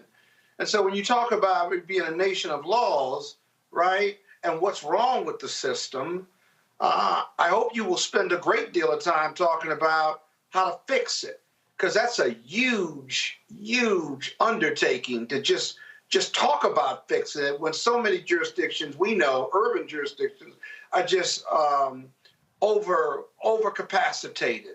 You plug one hole, it sprouts out somewhere else. Can you talk about some ideas you have about fixing the system? Absolutely. I think one of the things has to be putting fire under the tails of the prosecutors to either make your case, move it, or dismiss it. We have far too many cases where the prosecutor can come to court term after term and say further notice or continuance, or they need to have another hearing just to kick the can down the road. 2-3 years later, after that happens, and you're flying into town for appearance after appearance, you just take a plea bargain to get rid of it. That is their way of handling cases. If you take that power away and say you have to have this case tried by this date certain, just as we're seeing in this Trump case, you'll see those caseloads diminish significantly because they will actually have to dismiss the cases they don't have evidence on. Secondarily, we have to work further on diversion tracks, particularly for young offenders. I've seen far too many times in courtrooms such as Sean Ellen LaGrua, Gabrielle Banks here in Atlanta, here in Fulton County, where if you put in place these diversion programs, you don't get 100%, but you probably get a good 50 to 60% of those young men who, instead of entering a life of crime, instead of getting a PhD from Fulton County Jail or from going downstate, they're actually able to put themselves into a trade school, into a program that teaches them how to actually get their lives together, budget, work, understand there are other ways to make money than the alternative economy, as Angela Davis called it, and then moving those people out of the system. Once you start moving those numbers out, you can get to the place where prosecutors have the ability to actually try the cases they need to try, which are the violent criminal offenders, which are ruining the quality of life for all of us, and the same people we all believe need to be locked up. But that's part of having a understanding of the criminal justice system, not just from the prosecutor side of the bench, where we have a conveyor belt between prosecutors and judges, but from the criminal defense side of the belt to understand how you can create compromises and actually move the system forward. Rebecca? I ask every candidate this question: why you? Why now? Why this office? Reverend Gerald Durley always gives a sermon. She don't need you saying answer the question. She know that. You asked her for one question, and as usual, she asked three. Now I got two more. No, she asked one question. I know it's your show. She asked one question. Scott, stop talking. Scott, from one attorney to another. You didn't hear the comma? She asked one question. Robert, three parts. Look, Reverend Gerald Durley talks about Kairos moments, that you have two ways of measuring time. You have chronos, the minutes, the seconds, the hours on a clock that tick at regular intervals. But then you have Kairos moments. That's the moment where time intersects with destiny. And when that moment comes, you cannot let it pass you by. And I felt that as a matter of reality, that this is a one-time in my career where I feel that I can make a contribution to the bench. I told my wife about 10 years ago, if I ever talk about becoming Superior Court judge, please take me out somewhere and get me a mental health evaluation. But just going by the nature of the system right now, the inadequacies and the inefficiencies that we're seeing, the fact that we have this conveyor belt between prosecutors and the bench and jurisdiction after jurisdiction, that we have this new Nixonian tough on crime conceptualization of working its way through the nation again, that doesn't talk about rehabilitation, does not talk about restoration, does not talk about fixing actual problems. I thought that this is the time to actually get my hands dirty and do the work instead of trying to compel other people to change their actions. Get in there, change things, to be an example for others. And that's why I thought it was this time, this seat, this moment, and the time was right for me to do so. All right, then. All right, Robert, we appreciate it. I know you got to go, so thanks a bunch. And we'll good luck in the race. And I'm sure Megyn Kelly is going to be trying to give you a call to, inquire about your background. Absolutely. Go to judgepatillo.com. That's JUDGEPATILLO.com. Make a contribution today. We got to get off the ground rolling. Scott McAfee has $100,000 in the bank already. We have zero because we did not expect to announce this soon. So we're looking forward to everybody's support. Thanks so much, Roland. When's the election? November? Hey, the election is... Hey, Scott, stop talking. Robert, when is the election? The election is special election. It will be May 21st. We have a month and a half or so to get this thing up and running and up and going. So qualification ends on Friday. The election will be the end of May. Runoff will be beginning of June if a runoff is needed. And Scott, to your point, $3,300 is the contribution limit. You can make that online right now. Oh, he got that. Thank you for answering my question. Oh, he got that. So, very important. So, Robert, do me a favor. If Megyn Kelly has the guts to book you on her show, bring all your guns you always trying to show on this show. We'll do. Click, click. I got you. Click, click. All right. Robert, thanks a bunch. All right. We go to a break. Y'all, we going to come back. Wait until I show y'all the crazy thoughts of this black MAGA Republican who is their nominee for governor of North Carolina. Every black person in North Carolina should be kicking that fool to the curb. That's next on Roland Martin Unfiltered on the Black Star Network. When you talk about blackness and what happens in black culture, we're about covering these things that matter to us, speaking to our issues and concerns. This is a genuine people-powered movement. There's a lot of stuff that we're not getting. You get it, and you spread the word. We wish to plead our own cause. Too long have others spoken for us. We cannot tell our own story if we can't pay for it. This is about covering us. Invest in black-owned media. Your dollars matter. We don't have to keep asking them to cover our stuff. So please support us in what we do, folks. We want to hit 2,000 people, $50 this month, raise $100,000. We're behind 100,000, so we want to hit that. Y'all money makes this possible. Check some money orders. Go to P.O. Box 57196, Washington, D.C. 20037-0196. The Cash App is $RM Unfiltered. PayPal is R Martin Unfiltered. Venmo is RM Unfiltered. Zelle is Roland at RolandSMartin.com. Me, Sherry Shepard, and you know what you're watching, Roland Martin Unfiltered.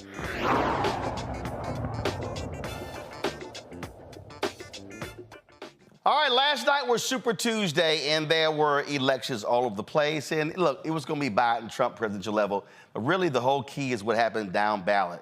Well, one of the places, North Carolina, where the Republicans nominated for their choice for governor is the current lieutenant governor, Mark Robinson.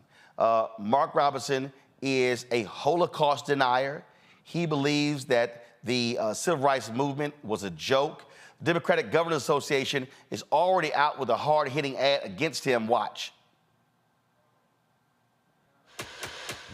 Abortion is a scourge that needs to be run out of this land. It's not your body anymore. It's y'all's body. And yes, that includes the daddy.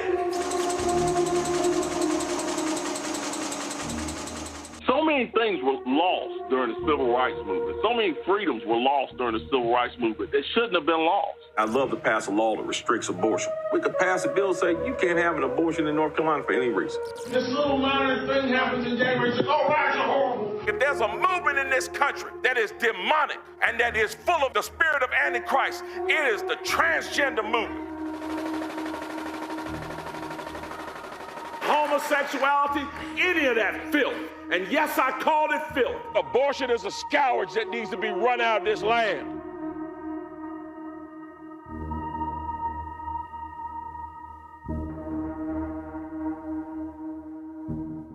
And keep in mind that Mark Robinson's wife, Yolanda, she actually had an abortion. Check this out, Rebecca. He don't like folks like you having a right to vote. Listen to what Mark Robinson said in 2020. A few days ago and asked her, what America are we going back to make America great again? The one where women couldn't vote or black people were swinging from trees? I would say to him if I was standing in front of him, I absolutely want to go back to the America where women couldn't vote. Do you know why? Because in those days, we had people who fought for real social change, and they were called Republicans. A few days ago and asked her. So Mark Robinson wants to go back to the days, Rebecca, where people like you couldn't vote. So... Right. I think both. I think both Scott and I don't even know where to begin because there's so much. I've been watching clips about him and just watching a clown down in North Carolina. Here's the thing. I thought Herschel Walker was bad last cycle. But what is really bad is that this guy has actually, and this is also what's sad too, he is, I think, the first Black person since Reconstruction who's been elected, I think, statewide in North Carolina, which is insane. Well, you know, and that's from either party, Republican or Democrat. The thing about Robinson is, as much as he wants to invoke that the Republican Party is good for Black people, not this Republican Party. If we were going back to the Republican Party that actually did stuff to promote civil rights, did stuff to protect the Black community and advance the Black community, at that time, I think they were called radical Republicans. But he is not a radical Republican. And so a lot of the stuff that he's saying is very nonsensical. This is once again why I wish North Carolina Democrats would have got behind Cherie Beasley and would have made sure that she would have had statewide office, because North Carolina needs a counter to what's going to happen with Mark Robinson. I don't know very much about the Democratic candidate who's going to be running against him, but from past the Democratic experience, the Democratic candidate is Josh Stein, and Josh Stein is the current Attorney General. Oh, right. Okay. Right. I don't know much about him. Which also, you know, I don't even know if that's my problem or if that's his problem. But what my concern is that race is going to become an issue in this campaign. I don't know that Stein is going to be able to deal with those issues of race. And there could be a possibility that Mark Robinson would be able to get enough Black support in order to win. Like, it's sad because this guy, in my opinion, his ideologies are dangerous for Black people in North Carolina, but I don't know that the Democratic Party has an effective answer to shut it down. This is what Trump said about his buddy Mark Robinson. Scott, you're gonna love this. But, you know, I heard him coming in on the plane. I was listening, and I said to the people on the plane, watch this. This is Martin Luther King on steroids, okay? Now, I told that to Mark. I said, I think you're better than Martin Luther King. I think you are Martin Luther King ×2. And he looked at me, and I wasn't sure, was he angry because that's a terrible thing to say, or was he complimented? I have never figured it out. But I'm telling you, he's one of, right? When I said that to you, you looked like, I don't know if I like that comment. You should like it, because you are outstanding, and you're going to be the next governor, so that's going to be very cool. Scott, take it away. Why you ask me questions about all these ignorant mofos? I mean, I don't even know why we. I asked. No, first of all, let's be clear. Well, hold on. No, wait, Scott. He is. Let me be very clear. He is the Republican nominee for governor. I know. No, Joe Biden lost North Carolina by 2.5 points in 2020. The incumbent governor, Roy Cooper, is not running. Mark Robinson is the current lieutenant governor. Mark Robinson can win. So This is real. Yeah, it's real. It's called real ignorance. But let me ask you something.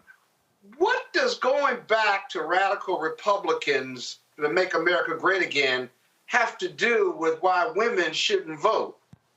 I don't understand his connection there. He went from A to Z. What does that have to do with women? He don't want women to vote, and that's his explanation. I mean, it makes no sense.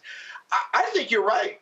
He's dangerous. And one other thing, because he's black, and a lot of black people in North Carolina and a lot of other jurisdictions will vote for somebody because they're black, because they haven't seen anybody, a black governor in North Carolina. That's a powerful selling message. Martin Luther King, my goodness gracious, Martin Luther King turned over in his grave, listen to all this nonsense and stuff. So, I mean, he's dangerous. I think you're right about that. And we have to, Rebecca's right. Is the Democratic nominee prepared to deal with this foolishness, this idiocy? Because this is just he's just an idiot, basically. But it sells with this party, the Trump party, it sells. Their view of the world is not based on policy or fiscal conservatism or being hawkish on international stuff. It's all about being angry and being mad and hating America the way it is and wanting to go back to the 50s and 60s. But what Mark, this cat doesn't realize is if you go back to when you think America was great again, he wouldn't have a platform. He wouldn't be running for anything. He'd be silenced. So what is he talking about? Well, it's just ignorance, man.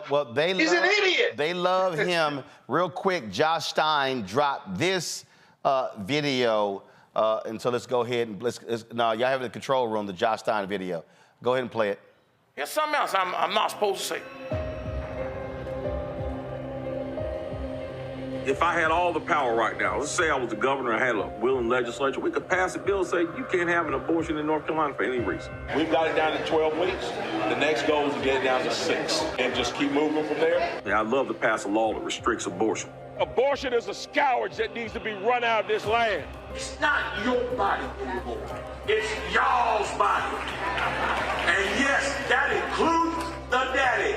Called to be led by men, but when it was time to face down Goliath, sent David, not DeVita, David. Homosexuality, any of that filth. And yes, I call it filth. Do not turn your children over to these wicked people. I got them AR-15s in case the government gets too big for its britches. Because I'm going to fill the backside of them britches with some lead. Someone who thinks that women do not have a place in our society, who thinks the Holocaust didn't exist, who thinks that the civil rights movement was about nothing. I would not support someone who thinks that way. A vote for Mark Robinson might feel good because you think he might win the primary, but his outrageous and bigoted statements will make him a loser and unelectable.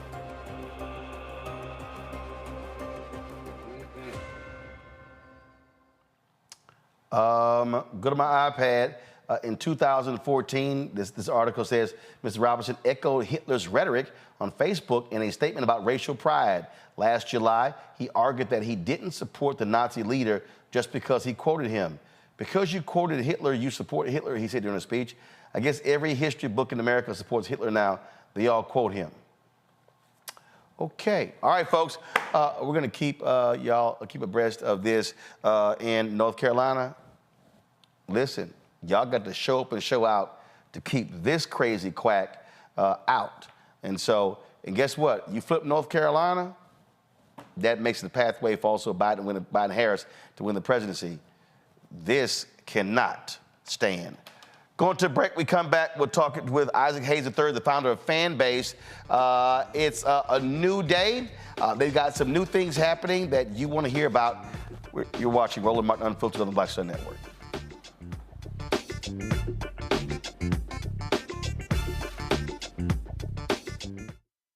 For the last 15 or maybe 16 years, 18 years, I'll say, since when I moved to LA, I hadn't had a break. I hadn't had a vacation, probably a week vacation here or there. Right. This year, after I got finished doing Queen Sugar and we wrapped it out, because I knew I had 2 TV shows coming on at the same time, I said, I'm going to take a little break. So I've been on break for the first time, and I can afford it now, praise God. You know what I'm saying? Right. So I can afford it. I'm like, I can sit back, I ain't got nothing to worry about, man. But this was the first time in almost in 2 decades that I've actually had time to sit back and smell the roses.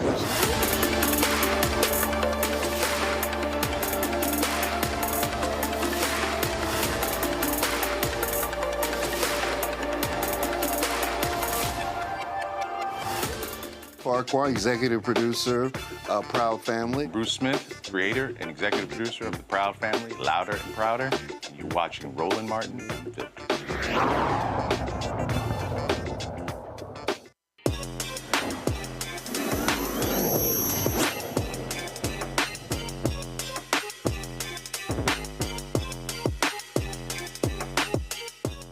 All right, folks, we've talked a lot on the show about the social media app Fanbase.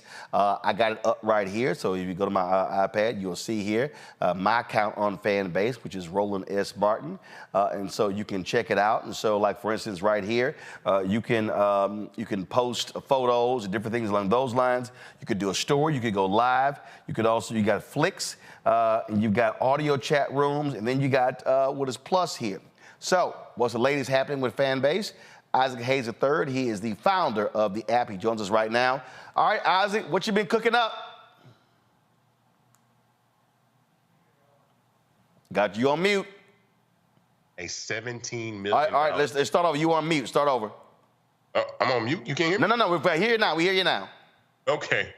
We just launched a $17 million equity crowdfund, reggae crowdfund on Start Engine for Fanbase. This is unprecedented. We are raising $17 million and we're allowing the general public to invest. Fanbase has already raised $10 million in the first 3 or 4 years through equity crowdfunding in what we call a Reg CF. But now we're raising $17 million so we can scale the company faster. We have over 570,000 users now, 190 countries on iOS and Android. Our revenue doubled 100% from 2022 to 2023. And so it's time to scale the company. And we're making this offer available for anyone to invest on Start Engine. So you can go to startengine.com/fanbase to invest. The minimum to invest is $399. And the current valuation of Fanbase has now grown to $160 million. And Fanbase is the most successful Black-founded app since Black Planet in the year 2000. So we've done an enormous amount, and I've done this pretty much independently without venture capital. I've always wanted the people to own part of the platform. So I've always wanted the users, the content creators, and our culture and our community to own part of this platform. So I'm excited to be able to do that. And we have a lot kind of coming this year. We just launched also branded audio on web. So you can listen to any audio room on Fanbase without even having to download the app. If you find a clickable link to the app, anybody shares a link like anybody, you can listen on your phone, listen on your laptop, or you can download the app if you want to listen as well. So there's a lot of cool functionality that we're building into the platform. So if I'm on the app right now, so I obviously do a post. I can do a post a photo, things along those lines. I can do a story. I can literally go live on. What's Flicks? What's that? So Flicks is short form video, kind of like our version of what TikTok or Reels could be. You can post short videos up to about 3 minutes long.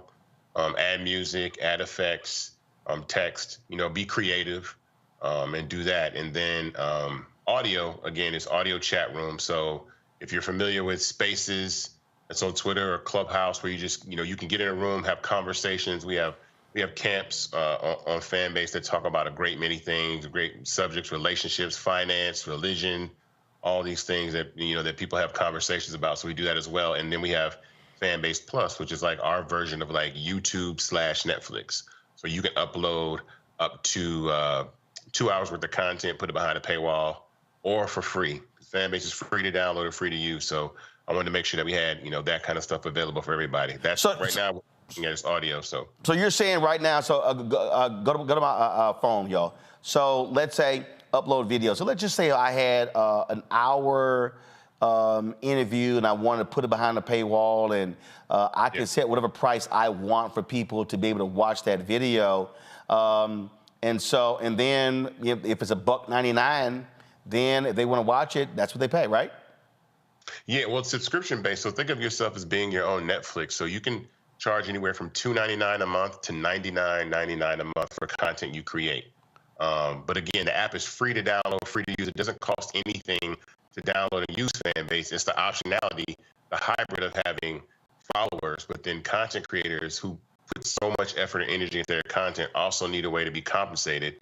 And so you can have subscribers the same way. So I wanted to build a hybrid platform that doesn't focus on advertising, which has everybody getting kicked off platforms, their content suppressed. So I wanted to make sure that, anybody has a voice on social media and they're allowed to express themselves, but also make some money because, 59% of brand new content creators that came out in the last year made less than $100. Wow. In a year, less than $100 in a year. 59% of beginning content creators made less than $100 in a year. And that's ridiculous because they're putting hours and hours of their lives into the content. So on Fanbase, you can have, like I said, subscribers from $2.99 to $99.99 a month, and you can have love so people can tip you.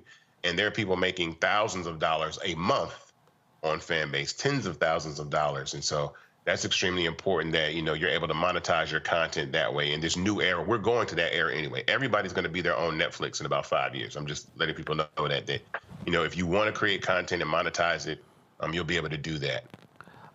Before I go to Rebecca with some questions, and here's the thing that I had a conversation the other day, and this woman was talking about, content creators and what they can do, and it's what you just said.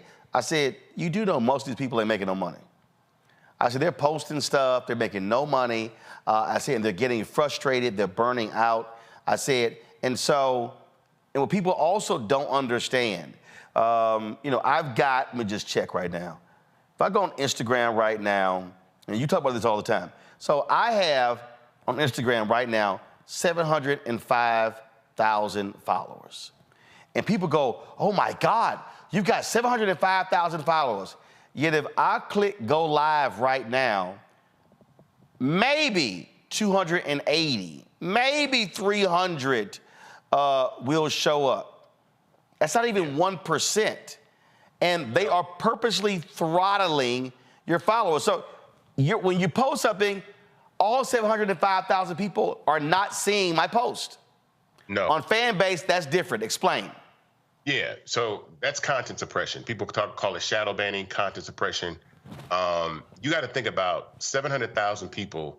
That's like a network program. That's amazing. And they're not sending out 700,000 notifications when you go live. They're not doing that, because they don't make money. They're trying to make money off advertising. So they suppress your content. You create more content, so they have more content to run ads in between and make money. And so we don't suppress content on Fanbase. We don't run ads. So it's not an ad model. It's a rev share model. So there is no limitation on the type of content that can be suppressed on your content. Right there is an audio room on Fanbase that we had, audience, people participating on stage. It's great conversations. It's a great time.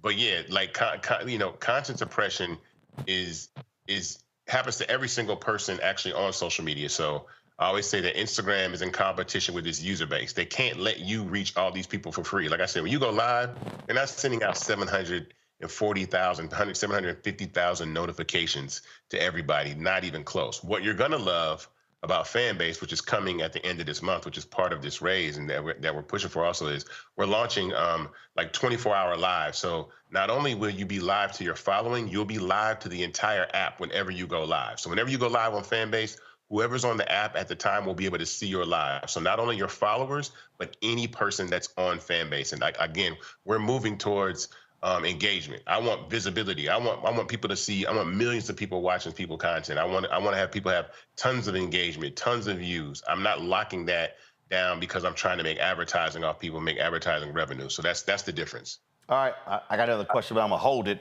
Rebecca, go. So I want to talk Risa Tisa. 3 weeks ago, she put up a 50-plus part series on TikTok. I think it's been 400 million views since then. Her account was demonetized at one point. I don't know if it's been remonetized. Can you talk about if anything like that would ever happen on Fanbase? No, so number one, she didn't even qualify for monetization until about halfway through telling the series. Then when she did, she reposted a video and they took her monetization capability away. And she has no control over that. And I think the amazing story that she told, she should be getting compensated for that because it's driving 400 million eyeballs. Okay, so let's put 400 million views in perspective. 400 million views is 4 times the amount of people that watch the Super Bowl. So understand that, so that's like 4 Super Bowls that she brought to TikTok, and they're making money off that advertising revenue, and none of that money is going in her pocket. So she brought 4 Super Bowls worth of visibility to TikTok, and she said she might have made maybe $1,000, maybe $2,000, which is ridiculous. And so there should be ways that users can tip her, support her, subscribe to her. If she wants to turn this into a movie or a television show, she should be able to do that and then build that audience based off what she's doing on platforms like Fanbase. That's why it's so important. I saw that, and that's ridiculous. And TikTok, especially with people of color and the algorithm, they often don't understand Black culture. They often, I actually had seen someone go live, and somebody said something that is familiar to the Black community that was said, and they were saying, "Oh, your account's about to be banned for racist, rhetoric or whatever." And it's just like, it's impossible for someone of culture to be able to feel free to say what they want to on platforms like this when they're so heavily dependent on advertising. That's how they make their money. And again, to show people who don't understand the numbers when you talk about following, go to my iPad. This is the Monday ratings of Fox News Channel, CNN, MSNBC. So if we legitimately had all of our content seen, let's say on Instagram, 705,000 followers, that's literally more people that watched Laura Coates at 11, Abby Phillips at 10 p.m., Caitlin Collins at 9 p.m., Anderson Cooper was 7:30, Aaron Burnett was 7:17, more people who watched Wolf Blitzers at 6 p.m. And so that's the difference. These companies, they are not trying for the content creator to reach that number of people. And so what Fanbase does, and this is why we've been saying to Black people, hey, let's stop making other apps rich. Let's migrate our people over to Fanbase. We can do the exact same thing, and then we're able to build something and not sitting here complaining, man, they demonetize, or I have to take this down, or I can't see this here. There's an easy fix, especially for a lot of these Black celebrities, Isaac. Man, listen, so I saw a video, God bless her heart, Amanda Seals was on Instagram upset because she's shadow banned and they're not letting her content through. And someone sent me that message and they were like, what is it about, our community begging to be on platforms where we're not accepted? And I keep it very honest. People are really addicted to the fame. I understand that. Like, people want to be famous sometimes over making money because they think that fame is a pathway to money, when in all honesty, direct-to-consumer transactions are the future of what social media is going to be about. So it's really saying, I'm subscribing to you like I'm subscribing to Netflix. That's the most important part. Secondly, platforms like Facebook, Meta, right? So Meta is a $2.2 trillion company, right?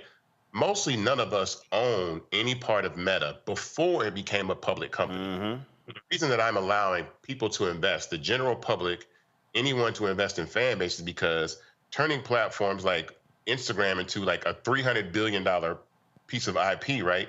Imagine you own part of a $300 billion piece of IP, something like Instagram, if you could have invested in it 10, 15 years ago when it came out, when it started about in 2010, 13 years ago when it came out. So we make these platforms popular. Risa Tisa, Kai Cenat, like Drewski, like all this content that we make, bring all these eyeballs that run ads and make money, but nobody has any equity. The entire play for Fanbase is an equity play for every content creator, every person on the planet that feels left out, that wants to own a piece of something, not after the company's gone public and is worth billions and billions of dollars, but really get the return of actually having ownership of something that scales and grows by simply using the platform. So Risa Tisa could come to Fanbase, buy some shares, and say, you know what, I'm going to start telling my content, my stories over there, and she actually owns part of the company, and she can monetize on the front end. So I don't think, we've never been here before. No one is doing anything like this. I can openly say none of the major social networks have ever allowed the public to invest in them before institutional investors. Institutional investors are the big boys that come in and take, put 5 million in a round, 10 million in a round, and then they have large chunks of the company, right, that wind up being worth millions and billions of dollars. But the general public never sees any of that. So that's the main reason why I want people to invest in Fanbase. Like I said, go to startengine.com/fanbase to invest, buy some shares. I've done this. I'm the first black man ever. This is all history. I'm the first black man ever to raise $10 million in Reg CF crowdfunding. It's never been done before. Now I've gone up and said, I'm going to raise $17 million. And we want to raise this money really fast, Roland. The importance of, I don't doubt that we can raise $17 million. We're going to raise $17 million.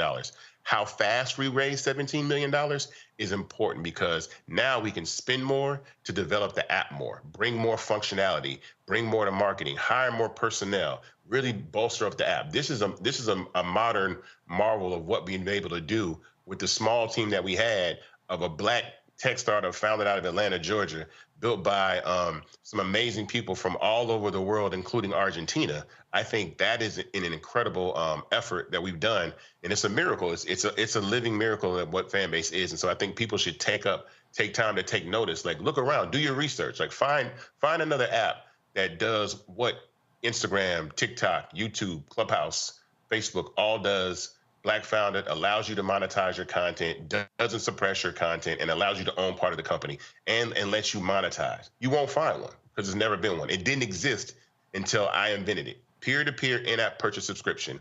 That means the ability to take your phone and press a couple buttons and subscribe to a person like you subscribe to Netflix or Spotify did not exist until I invented that. And now every app that you see, if you see subscriptions on Twitter, subscriptions on YouTube, subscriptions on Instagram, subscriptions on TikTok, and you can use a face scan or a fingerprint to subscribe to someone, they got that from me. That is complete confirmation that it didn't exist. And so that's the thing that I say all the time is like, tech is also about ideas and then money, the ability to ideate on those ideas. So I said, oh, okay, well, I know that young people in black culture have all the ideas. All I need is the money.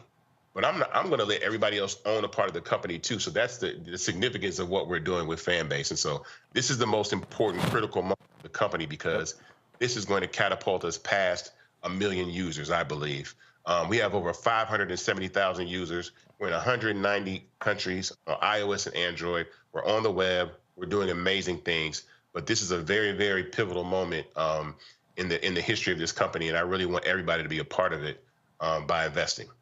And for the people who are always saying, man, we need to have our own. This is it. This is it. This is a black founded company, not a black only. I want the entire world on Fanbase. But again, I know that I can build anything that Meta can build, anything that TikTok can build. But what I know, we all know is they can't build black culture. And so we need to leverage that culture to the point of equity and ownership and monetization in a platform, in an infrastructure, not go on the app and make the app popular and make money and we get talked about and we become memes and all that, but they make all the money on ads. No, we actually need to have equity in these companies and actually have ownership in them. So I'm stressing the importance of ownership. I know people getting those tax refund checks coming in. Look, it's $3.99 to invest. I'll say this, and I'll say this quickly. 28,000 people. Only 28,000 people investing $600 gets Fanbase to the $17 million goal. It takes 28,000 people investing $600, and we're where we need to be. And I want to close this raise within 90 days. 60 to 90 days is my goal. I want mass velocity. I want people to tell their friends. I want people to go crazy. Call your aunts, your cousins. Tell everybody, man, go to Start Engine, grab some shares. Like, let's make this company, and then download the app and then use the app and then bring your community over there and watch what happens, because we've never been here before. And for everybody to know, to understand, I'll text Isaac and I'll be like, yo, man, I can only post one photo at a time. Well, when you get more money to be able to raise more money, hire more developers, you can now add more bells and whistles. And for everybody who's watching, that was a moment when Twitter and Facebook and Instagram and all of these social media, they were not humming along like they are. They had glitches and they had issues and they didn't have everything. I remember I didn't get on Vine when it launched. Why? Because it was 7 seconds. I didn't get on Snapchat when it launched. Why? Because you couldn't save videos. I said, why am I going to create content and I can't go back and watch it or even share it? What happened? Yeah. Snapchat does what they do. Instagram changes. Instagram used to be what, 15 seconds?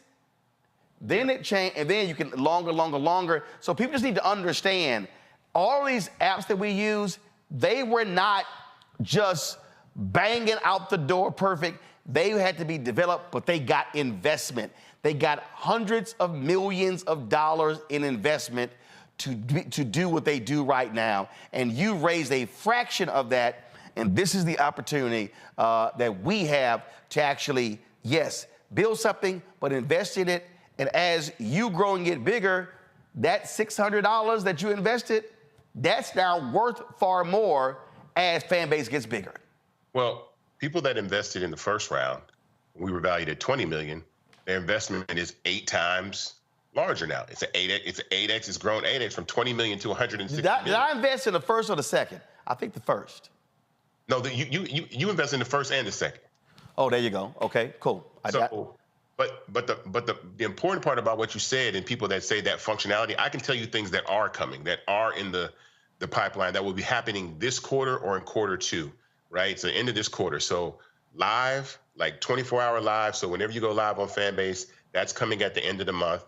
Next week, we have stage reactions in audio rooms. We have branded audio on web, and we have feed refactor. So that means we rebuilt the entire feed to house audio, carousels, Flicks videos, live, anything that you can think of that may come in the future, because we're actually trying to protect a lot of this IP that we're building. There's some functionality that I won't even put out because we filed 7 patents for some of this, but I'm trying to protect it because, again, none of these apps are coming out with original ideas. They put the app out there and then let black people go, oh, do retweet, add a DM.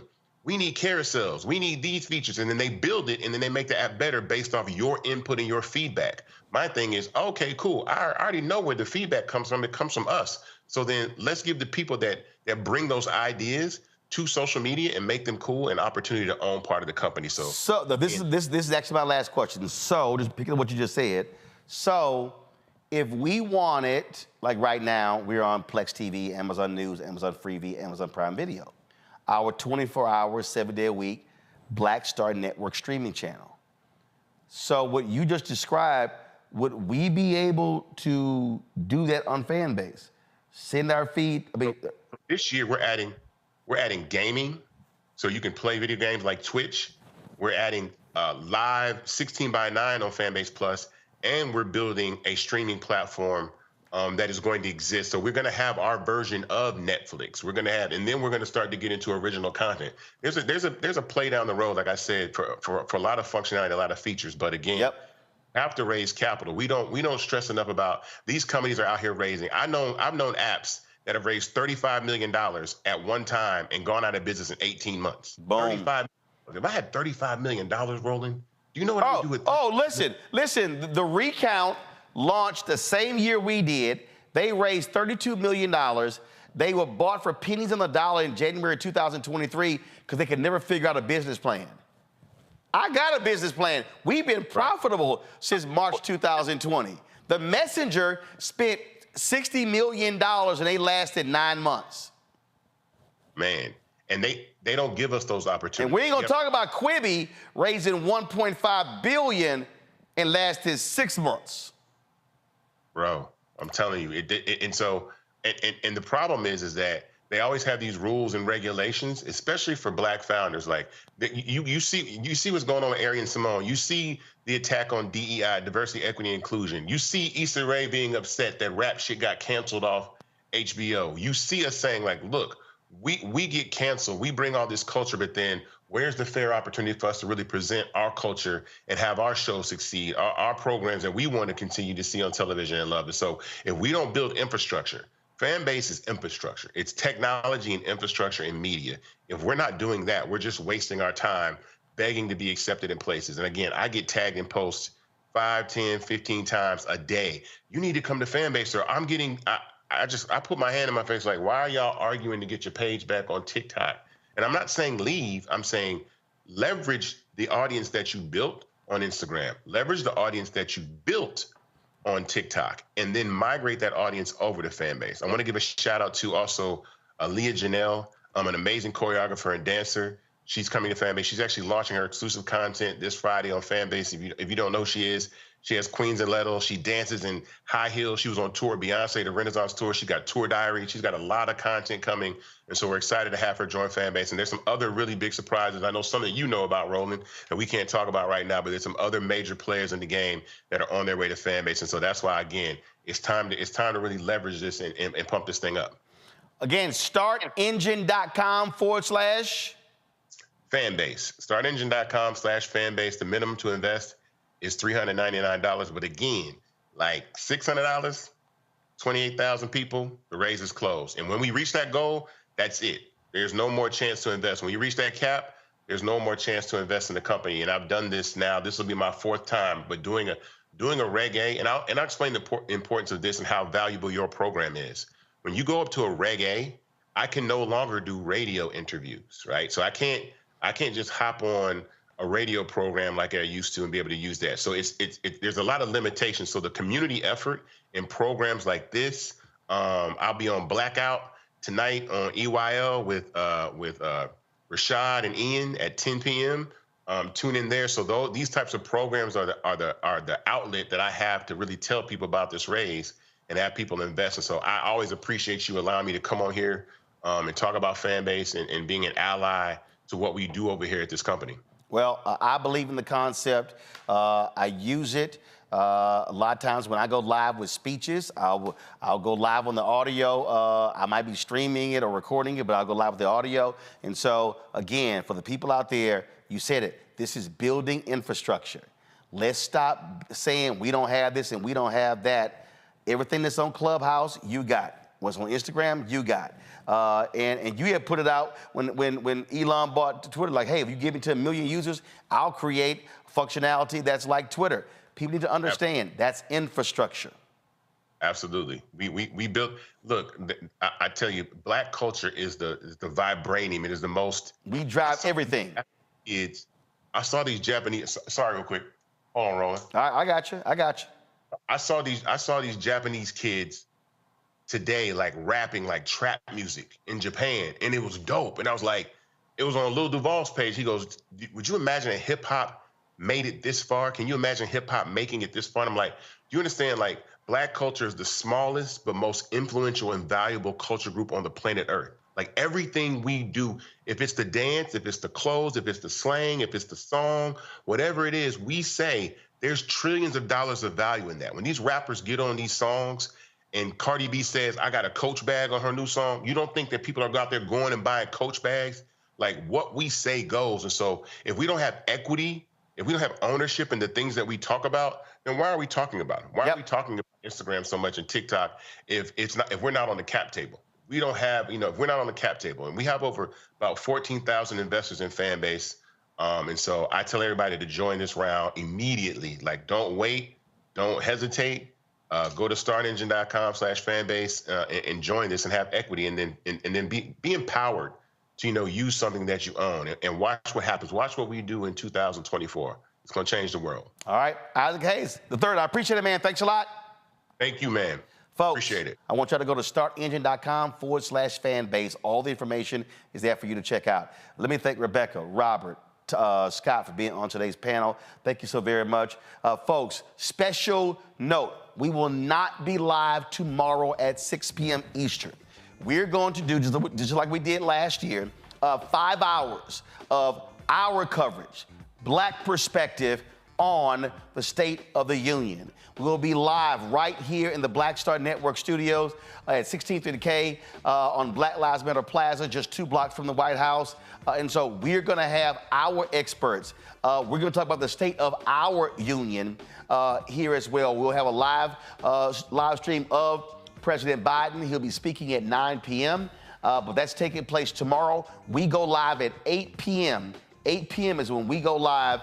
And so please, we want y'all to tune in. Let's blow the numbers out of the water so folks are catching us.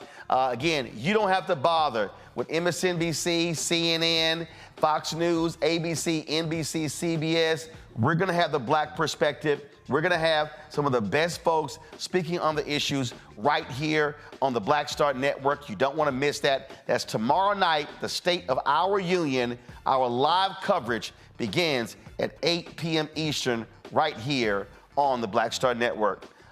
Don't forget, folks, support us in what we do. Join our Bring the Funk fan club. Send your check and money order to P.O. Box 57196, Washington, D.C. 20037-0196. Cash App, $RM Unfiltered. PayPal, R Martin Unfiltered.